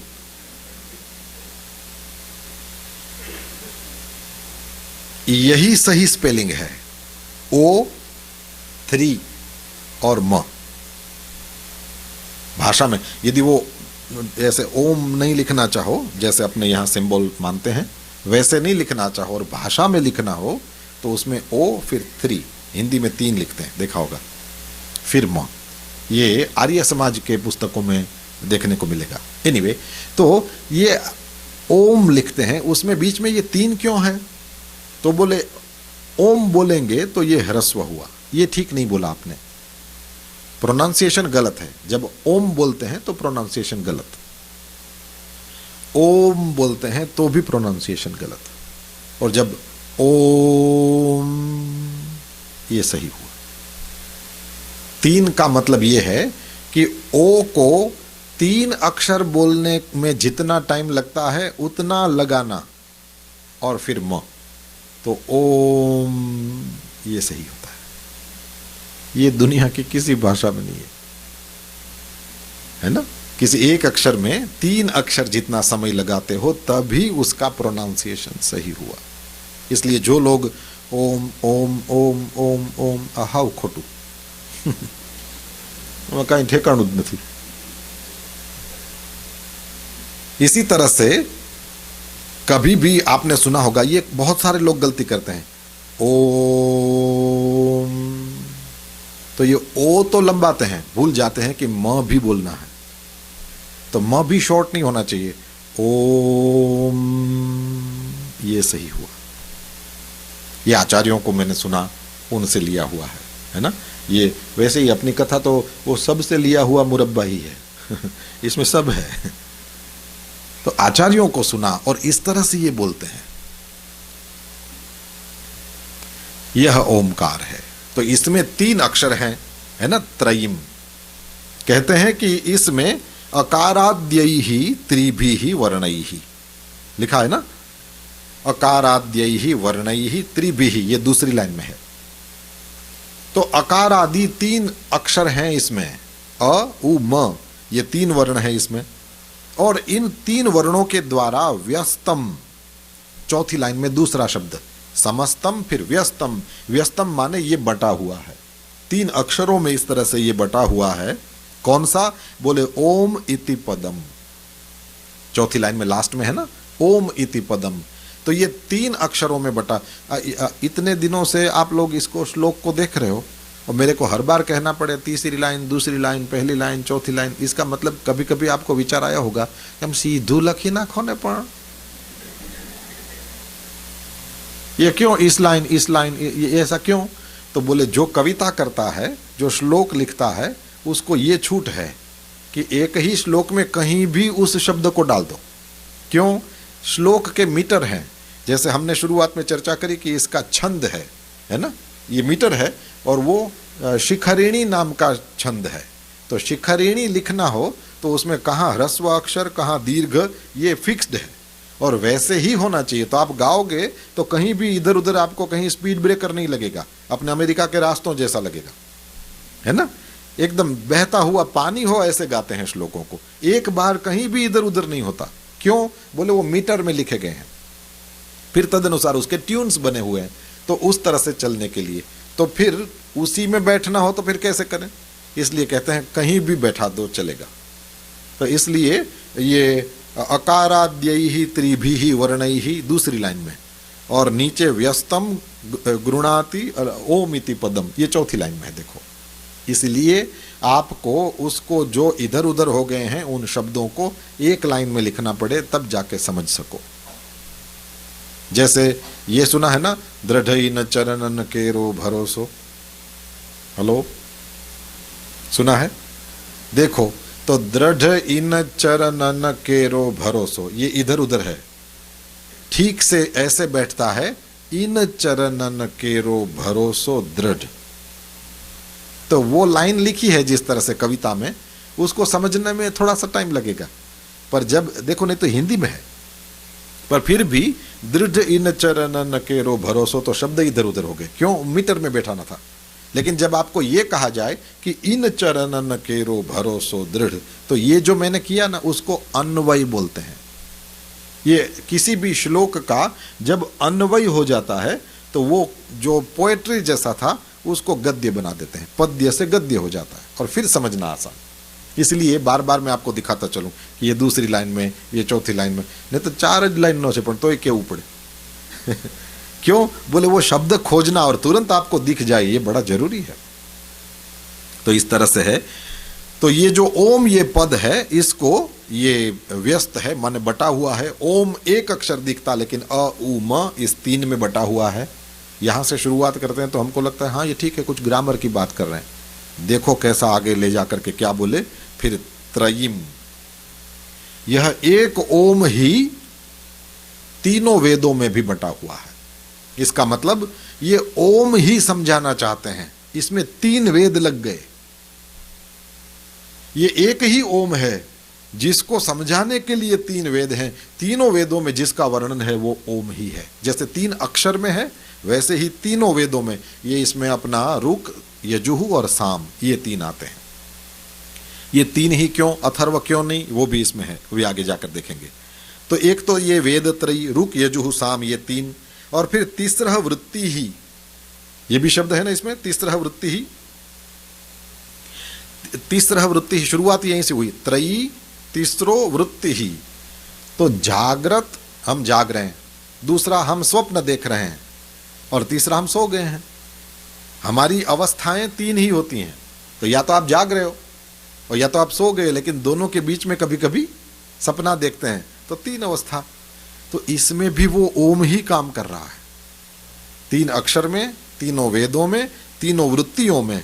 और आगे जाकर के कहते हैं त्रिभुवनम, भूरलोक, भूवरलोक, स्वरलोक, ये तीनों भुवनों में भी वही एक व्याप्त है, वह ओम ही व्याप्त है। और त्रीन सुरान, तीन मुख्य देवता, कौन कौन, ब्रह्मा विष्णु महेश, ये भी उन्हीं के स्वरूप में है, तीन देवता।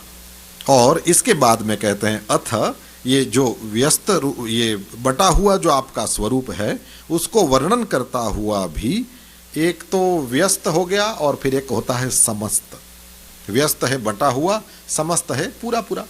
तो ये समस्त जो ओमकार है ये कहते हैं अणु भी ही, ध्वनि भी ही, अवरुंधानम।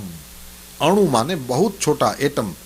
वो क्योंकि ध्वनि को कैसे पकड़ें, लिखने में तो यूं वो तीन करके लिखते हैं, वैसे ओम लिख दिया, लेकिन उसको जब बोलते हैं तो जैसे हमने चर्चा करी ना, ओम करके बोलते हैं, तो उसको जब बोलते हैं तो ध्वनि के रूप में, और ध्वनि माने अत्यंत सूक्ष्म। तो इस रूप में ये जो ध्वनि है, ये अर्धमात्रा की ध्वनि है, उसको अवरुंधानम माने उसका वर्णन करते हुए आपके तीर्ण विकृति ही, सारे विकारों से रहित जो शुद्ध तुरीयम, तुरीय कहते हैं चौथे को।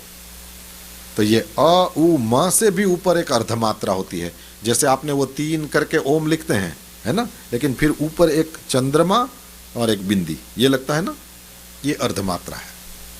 ये जब वो भाषा में अ और वो पास में एक लाइन लगा दी तो आ, ऊपर लाइन एक लगा दी तो ओ, और फिर वो तीन और म, ऐसे लिखने से वो अर्धमात्रा जो है वो म है। तो कहते हैं कि ये जो अर्धमात्रा है ये चौथी हो गई ना, फिर अ उ म के अलावा ये हो गई। और इसी तरह से ये त्रिभुवन से ऊपर, ये तीन देवताओं से ऊपर, सबसे ऊपर ये तुरीयम तत्वम, तुरीय कहते हैं चौथे को। यहाँ कोई ऐसा बैठा है जिसको यमुनाष्टक आता हो, नमामि यमुनामहम, उसमें आपने देखा होगा कि जमुना जी को प्रणाम करते हैं तो कहते हैं नमत कृष्ण तूर्य प्रियाम। ये तूर्य का मीनिंग है चौथी, क्योंकि पहली है रुक्मणी, दूसरी है जाम्बवती, तीसरी है सत्यभामा और चौथी जमुना जी, कृष्ण भगवान की पत्नियों में चौथा नंबर। तो कहते हैं नमत कृष्ण तूर्य प्रियाम, कृष्ण की चौथी पटरानी को प्रणाम करो। तुर्य माने चौथा। तो कहते हैं ये तुरीयम जो है वो सारी त्रिपुटियों से परे, वह जो आपका स्वरूप है उसको ये दिखाता है। तो ओमकार जो है वो वास्तव में वो तीन अक्षर, तीन वेद, तीन अवस्थाएं, तीनों भुवन, तीनों देवता, इन सब का भी वर्णन करता है। और उसके ऊपर हे महादेव आप उन सब से ऊपर हो, आपका भी वर्णन ये ओमकार ही करता है। तो इस तरह से बताया। कहते हैं कि ओम ये पद है, शब्द है। ओम बनता कैसे, बोले अ उ म तीन अक्षरों को जोड़कर ये तीन वर्ण हो गए। तो ये अ उ म ये वेदों को ही बताते हैं। अब वो चर्चा जो हम कर रहे हैं, वेदों को त्रयी क्यों कहते हैं। कई बार आपने ये शब्द सुना होगा, वेद त्रयी। तो तीन वेद, इसमें अथर्व को नहीं गिनते। क्या कारण, तो यहाँ पर स्वामी जी ने लिखा है कि वेद तो चार हैं, पर रचना के हिसाब से तीन टाइप की रचना होती है। एक में गद्य, दूसरा पद्य और तीसरा गीत। और इस तरह से ये तीन तरह की रचनाओं में ये वेद है, इसलिए उसको त्रयी बोलते हैं, वेद त्रयी। तो इस तरह से ओमकार ही है। तीनों वेदों को अ उ म इनसे कहा गया। तो जिस प्रकार वो रूप रचना हमारे सामने है, वैसे ही वेद रचना है और यही शब्दों का आधार है। नाम रूपात्मक सारी सृष्टि है। त्रयी के द्वारा समग्र शब्दों का आधार बता दिया। इसी तरह से जागृत, स्वप्न, सुषुप्ति ये परमेश्वर की 3 वृत्तियां और इसके अभिमानी भी बता दिए, विश्व, तेजस और प्राज्ञ। और कहते हैं कि ब्रह्मांड के अंदर जितने लोक हैं वो सब भूहु, भुवः, स्वः इन 3 में आ जाते हैं। मूलतः भूरलोक कहते हैं जिस पृथ्वी पर हम लोग रहते हैं। भूवरलोक कहते हैं यहाँ ये गरुड़ और ये बाज और ये पक्षी जो बहुत ऊंचे ऊंचे तक उड़ते हैं, या बादल जहां तक मिलते हैं, तो उसके बाद का भूवरलोक मानते हैं। और स्वर्ग के बारे में तो हमने सुना ही हुआ है कि वो स्वरलोक है, और ये यहाँ कहने जैसा है। मैंने ऐसा किसी से सुना कि वैज्ञानिकों ने सिद्ध कर दिया है कि भारत के शास्त्रों में पाताल का जो भी वर्णन मिलता है वो सारा वर्णन अमेरिका में एकदम फिट बैठता है। तो हे पाताल निवासियों सुनो, ऐसे बोलते हैं, पता नहीं क्या कारण, इतना सुना है कि ये एकदम फिट बैठता है। तो आप लोग भी इसी में कहीं हो तो सही। अब वो 3 देवता तो सत्व, रजतम 3 गुण हैं। तो हमने ये चर्चा करी ना, रजोगुण ब्रह्मा जी, सत्वगुण विष्णु भगवान और तमोगुण भगवान महादेव। तो इस तरह से ये तीनों देवताओं की भी बात इसी में आ जाती है। तो ये जो सभी के नियामक हैं उनको कह दिया, और ये ओम का व्यस्त रूप यानी फैला हुआ, बटा हुआ रूप भी बता दिया। और कहते हैं कि ये समस्तम ओम इति पदम, ओम को अलग अलग नहीं करो तो ये सारे विकारों से रहित, कोई भेद नहीं। जैसे विमान जैसे जैसे ऊपर उड़ता है तो बॉर्डर्स नहीं दिखते, और फिर वो स्पेस वाले वहाँ चला जाए कोई व्यक्ति तो बिल्कुल कंट्रीज के बॉर्डर भी नहीं दिखते, है ना। इस तरह से जो जितना ऊपर ऊपर ऊपर उठता जाएगा तो सारे विकारों से, सारे भेदों से रहित करके वो सृष्टि स्थिति और उसके विकारों से भी रहित, और वो जो परमात्मा का अधिष्ठान रूप है, जो सबका आधार है, उसी को तुरीयम कहा गया। ओम से कहते हैं कि विकारों की दृष्टि को छोड़कर जैसे ध्यान करो तो फिर वह परमात्मा का क्या है, बोले तुरीयम ते धाम। ये धाम कहते हैं अपने निश्चित निवास को। आजकल तो नहीं बोलते, लेकिन पहले के ज़माने में ऐसे बोलते थे कि आपका नाम धाम बताओ। तो नाम हो गया, ये आपको किस नाम से पुकारते हैं, लेकिन धाम माने एड्रेस। तो आप किस धाम में रहते हो, इस तरह से। तो भगवान महादेव का ये धाम क्या है, बोले तुरीयम धाम। तुरीयम क्यों, बोले ये सारे भेद जो हैं वो हमारे समझने के लिए, लेकिन जब वहाँ बैठ जाते हैं कैलाश के गिरि शिखर के ऊपर, वो कल्पतरुओं की छाया में जब महादेव बैठे हैं, किसी भी प्रकार का भेद नहीं। इसलिए बड़े बड़े ऋषि मुनि भी आए, देवता भी आए, और राक्षस लोग भी तो भगवान महादेव को भजते हैं, कोई भेद नहीं। और उन परमात्मा का ध्यान करेंगे तो बिल्कुल वो परमात्मा वहीं पर हमको प्राप्त होगा ही होगा। समस्त ओमकार कैसे समझ में आए, तो जरा साधना की बात बताते हैं। ओमकार का उच्चारण जब प्लुत में करते हैं, यही है, एक ह्रस्व होता है ओम, एक दीर्घ होता है ओम, लेकिन एक प्लुत होता है ओम, ये प्लुत। इस तरह से जब पुकारते हैं तो लास्ट में म इसकी गुंज रह जाती है, ओम, जैसे भौरा गूंजता है।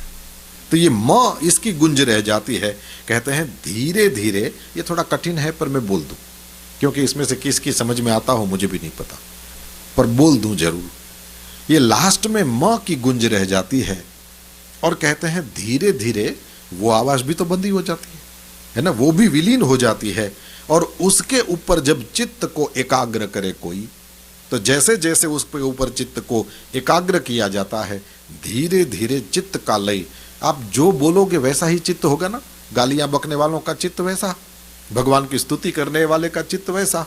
और ये सबसे ऊपर तुरीयम जो भगवान का धाम है, उस ओमकार का कोई व्यक्ति धीरे धीरे धीरे बार बार उच्चारण करे तो म के ऊपर चित्त वृत्ति स्थिर होती जाए, और वो चित्त एकाग्र हो जाता है उसके ऊपर। और कहते हैं चित्त का भी फिर लय हो जाता है, और ओमकार का केवल दीर्घ उच्चारण किया जाए तो कहते हैं केवल इसी से वो मनोराज्य जो कल्पनाएं करता रहता है उसको जीता जा सकता है। संतों ने तो उद्धरण भी दिया, दीर्घ प्रवण मुच्चार्य मनोराज्यम विजीयते। लेकिन उसके तुरीय रूप को जानना है तो ओमकार की सूक्ष्म से सूक्ष्म ध्वनियों के ऊपर चित्त को लगाना पड़ेगा। अपने प्रयत्न से होने वाला नहीं, लेकिन आप जो भी बोलोगे तो मन में भी उसका एक प्रतिघोष और उसके ऊपर चित्त उन सूक्ष्म ध्वनियों के ऊपर लगाना पड़ेगा। और कहते हैं कि जितना जितना उन सूक्ष्म ध्वनियों के ऊपर चित्त जाता जाएगा, एकदम शांत बैठे होगे तो कभी आपने देखा होगा ऐसे ही कान में उंगली डालो और देखोगे कि एक हम की आवाज आती है। एकदम शांति हो तो उस समय वो आवाज सुनाई देती है। वो भी लिखा है कि वो नहीं सुनाई दे तो फिर उसका मतलब क्या होता है, वो मेरे को बताना नहीं है। तो वो होता है ना आवाज। तो इस तरह से सूक्ष्म के ऊपर आप धीरे धीरे धीरे अपने चित्त को लगाते जाओ, ध्वनियों को सूक्ष्म करते चले जाओ, तो कहते हैं उतना ही वह जो स्वरूप है वो स्पष्ट होता जाता है। ये ओम की विशेषता है। और किसी भी गुंज को ले लो वो बात नहीं होती। इसलिए भगवान शंकराचार्य स्पष्ट रूप में कहते हैं कि जो ओमकार है वो उस परब्रह्म का सबसे नजदीक का नाम है। तस्य वाचकः प्रणवः। उपनिषद ने भी कहा प्रणव, ये ओमकार जो है वो उसी का वाचक है। जोर से न व ये जो हमको उठा के संसार से उस परब्रह्म के पास ले जाए, तो इसीलिए तो प्रणव कहते हैं। तो ये परमात्मा का स्वरूप है। और कहते हैं फिर धीरे धीरे अभ्यास कोई व्यक्ति करेगा तो पकड़ पाएगा। किसी भी वस्तु में अभ्यास का ही महत्व है। जो भी चीज आपको पसंद हो उसमें जितना ज्यादा अभ्यास किया जाता है अपने आप उसका स्वरूप वो खुलने लगता है। जैसे काम धंधा करते हैं तो नहीं बोलते कि भाई काम काम को सिखाता है। पहले तो कुछ नहीं आता था लेकिन बैठे रहे तो उसी स्थान में बैठे रहे तो धीरे धीरे सब आ गया। ये बजाने वाले हों और कोई कलाकार हो कुछ हो तो उसने जितना उसको समय ज्यादा दिया उतना अपने रूप को उसने उसके सामने उतना खोला, है ना। यही तो है। तो इसमें भी ये कहते हैं कि इसका धीरे धीरे जैसे जैसे व्यक्ति अभ्यास करता चले। देखो साहब, अभ्यास कम समय के लिए हो ना तो कोई प्रॉब्लम नहीं है, लेकिन कंटिन्यू हो ना इसका महत्व है। रोज होए इसका महत्व है। इसका महत्व नहीं है कि रोज 3 घंटा, रोज 1 घंटा, रोज 18 घंटा, वो उसका कोई वो नहीं है। पर रोज होए ये बहुत बड़ी महत्व की बात है। तो मन फिर उसको पकड़ पाता है। और शरण ये कहा है परमात्मा को, तो कहते हैं कि आप शरण देने वाले हैं। इस साधना के द्वारा आपका धाम ये प्रकट हो जाता है, ऐसा नहीं है। हकीकत ये है मेरे प्रभु कि वो आप शरण देने वाले हो, यानी जब आपकी कृपा हो जाती है तो वो धाम प्रकट हो जाता है। ओमकार के माध्यम से जो भी आपकी शरण लेता है उसके सामने आपका यह दिव्य स्वरूप प्रकट हो जाता है। फिर भगवान महादेव की 8 मूर्तियों के बारे में अगला श्लोक, भवः सर्वो रुद्रः पशुपतिरथोग्रः सहमः तथा भीमेशाना इति यद्विधानाष्टकमिदम् अमुष्मिन् प्रत्येकम् प्रविचरति देवश्रुतिरपि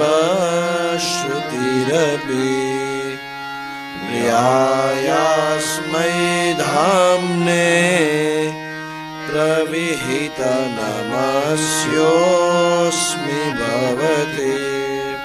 हे देव, देव शब्द का मतलब होता है जो प्रकाशित होता है। हे प्रकाश स्वरूप, हे स्वयं प्रकाश स्वरूप, आपके ये 8 नाम है। गिन लो। शुरुआत से दिखेगा भव, ये भगवान का नाम। दूसरा शर्व, तीसरा रुद्र, चौथा पशुपति, 5वां अथ उग्रह। अ उ मिले तो थो बन गया, देखो उग्रह, ये 5वां नाम। 6ठा नाम है सह महान और भीम ईशान। हो गए ना 8। भगवान महादेव के ये 8 नाम बताए और कहे कि ये अभिधानाष्टकम। भगवान अभिधान कहते हैं नाम को, तो नामाष्टकम। जैसे अपने चर्चा करी थी ना, ये भगवान महादेव का ही अवतार है हनुमान जी। तो अतुलित बलधामम हेम शैलाभदेहम दनु जवन कृशानुम ज्ञानिनाम अग्रगण्यम सकल गुण निधानम वानराणाम अधीशम रघुपति प्रिय भक्तम वात जातम नमामि। ये सुंदरकांड के प्रारंभ में हनुमान जी के 8 नाम हैं। तो ये भी अभिधानाष्टकम, हनुमान जी के 8 नाम बताए। इसी तरह से यहाँ पर भी ये नामाष्टकम बता दिया। भव शर्व रुद्र पशुपति उग्र सह महान भीम ईशान। कहते हैं आपके ये जो 8 नाम है, तो इसमें से तो प्रत्येकम, इनमें से तो प्रत्येक माने एक एक नाम का श्रुतिरपि, श्रुति भी जो है वो प्रविचरति सर्वोत्कृष्टतया बोध कराती है कि भगवान महादेव के अनेक नाम, उनमें से ये 8 हैं वो सबसे उत्कृष्ट है। वो जो पृथ्वी जल तेज वायु आकाश सूर्य चंद्र बताया था वो 8 मूर्ति, ये 8 नाम है ना। तो भगवान महादेव को कहा कि इसमें तो वेद भी स्मृति पुराण इतिहास आदि के द्वारा वो सर्वोत्कृष्टतया बोध कराते हैं। ऐसे जो धाम ने, ऐसे जो सबके कारण हैं, ऐसे भगवान महादेव ये सबके कैसे हैं? बोले प्रिय हैं, प्रियाय। भगवान महादेव सबके प्रिय हैं। प्रिय शब्द सुना हुआ है आपका, पर उसका मीनिंग क्या है ये शायद पता ना हो। जिससे हमको तृप्ति मिले उसे प्रिय कहते हैं। पूरी तर्पणे से बनता है ना, तो तृप्ति, जो जिससे तृप्ति मिले उसका नाम संतोष मिले, उसको प्रिय कहते हैं। तो भगवान महादेव से बड़ा हमको तृप्त करने वाला कौन हो सकता है? तो प्रियाय, ऐसे हे परम प्रिय, भवते मतलब आपको, प्रणिहित नमस्योस्मि, वाणी से मन से शरीर से मैं आपको नमस्कार करता हूँ। कल का एक दिन बचा है और इस श्लोक के कुछ मेरे ख्याल से 10-12 श्लोक अभी बच गए। तो जिस तरह से भी परमात्मा सेवा कराएंगे, वैसे मैं चाहता था कि 31 श्लोक तक आज चला जाऊं, लेकिन अच्छा ही हुआ। वो इसलिए अच्छा हुआ कि यदि 31 श्लोक तक चले गए होते तो फिर वहाँ ऐसा लिखा है कि ये इतने ही श्लोकों का है, बाकी के श्लोक तो फल कथन है। पर अभी भी स्तोत्र बाकी है। कल आगे वाले श्लोकों का दर्शन करके फिर फल कथन में, यानी इस स्तोत्र को बोलें, इस स्तोत्र का नित्य पाठ करें तो क्या फल मिलता है, उसका भी वर्णन पुष्पदंत ने किया है। कितना नहीं सुंदर। अपने यहाँ ये बोलते हैं ना, दाड़िम की कली जैसे दांत होते हैं। तो दाड़िम की आज खाने को मिला था यहाँ घर का, तो वो जो अनार है उसके दानों को भी देखो तो थोड़े कड़क होते हैं, और ये इसके दांत ही पुष्प जैसे, पुष्पदंत कितना कोमल होगा। तो वो जब भगवान महादेव को याद करे तो किस तरह से करे, इस तरह से है। तो पुष्पदंताचार्य के पास कल फिर बैठने का अवसर है, और फिर जो भी ठाकुर जी सेवा करा लेंगे कर लेंगे, और इस दिव्य अनुष्ठान को हम विराम की ओर ले जाएंगे। आइए आज की कथा को विराम दें, आरती करेंगे। उससे पहले भगवान महादेव का स्मरण कर लें। शंभु शरणे पड़ी मामू घड़ी में घड़ी कष्ट काबू, दया करी शिव दर्शन शंभु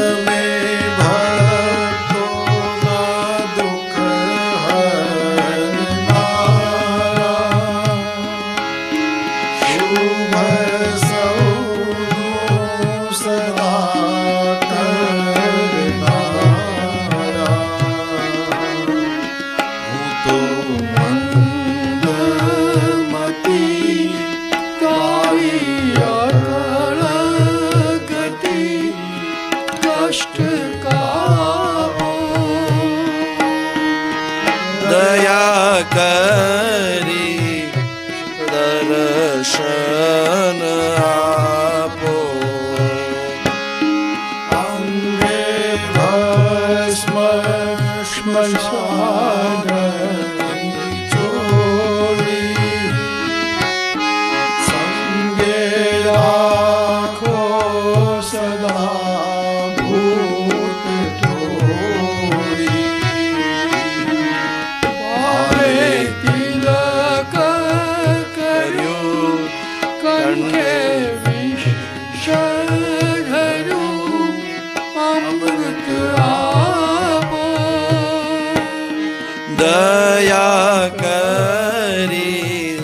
दर्शन शिव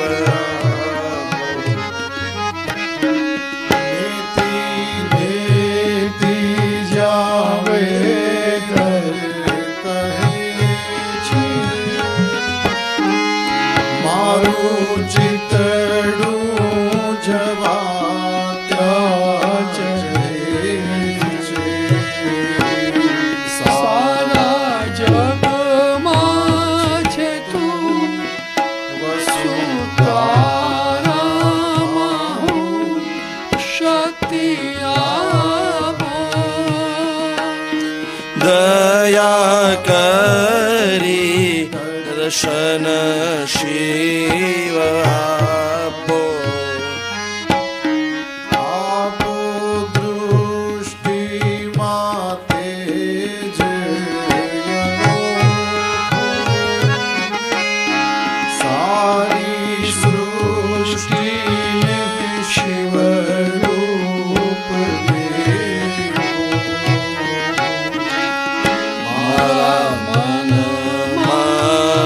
सो हये आबी हसो शांति जाबो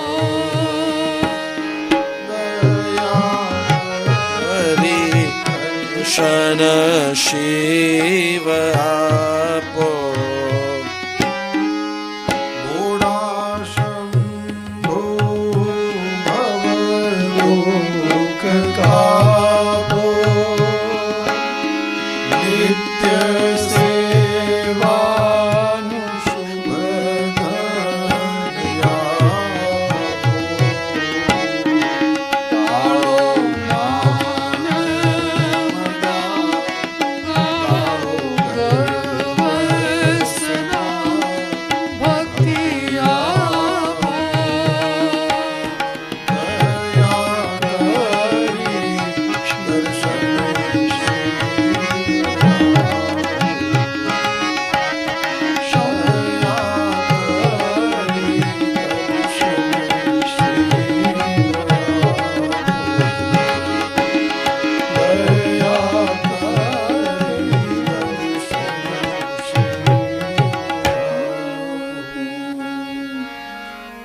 श्री चंद्रमौलीश्वर महादेव की सांब सदा शिव भगवान की पुष्पदंतेश्वर महादेव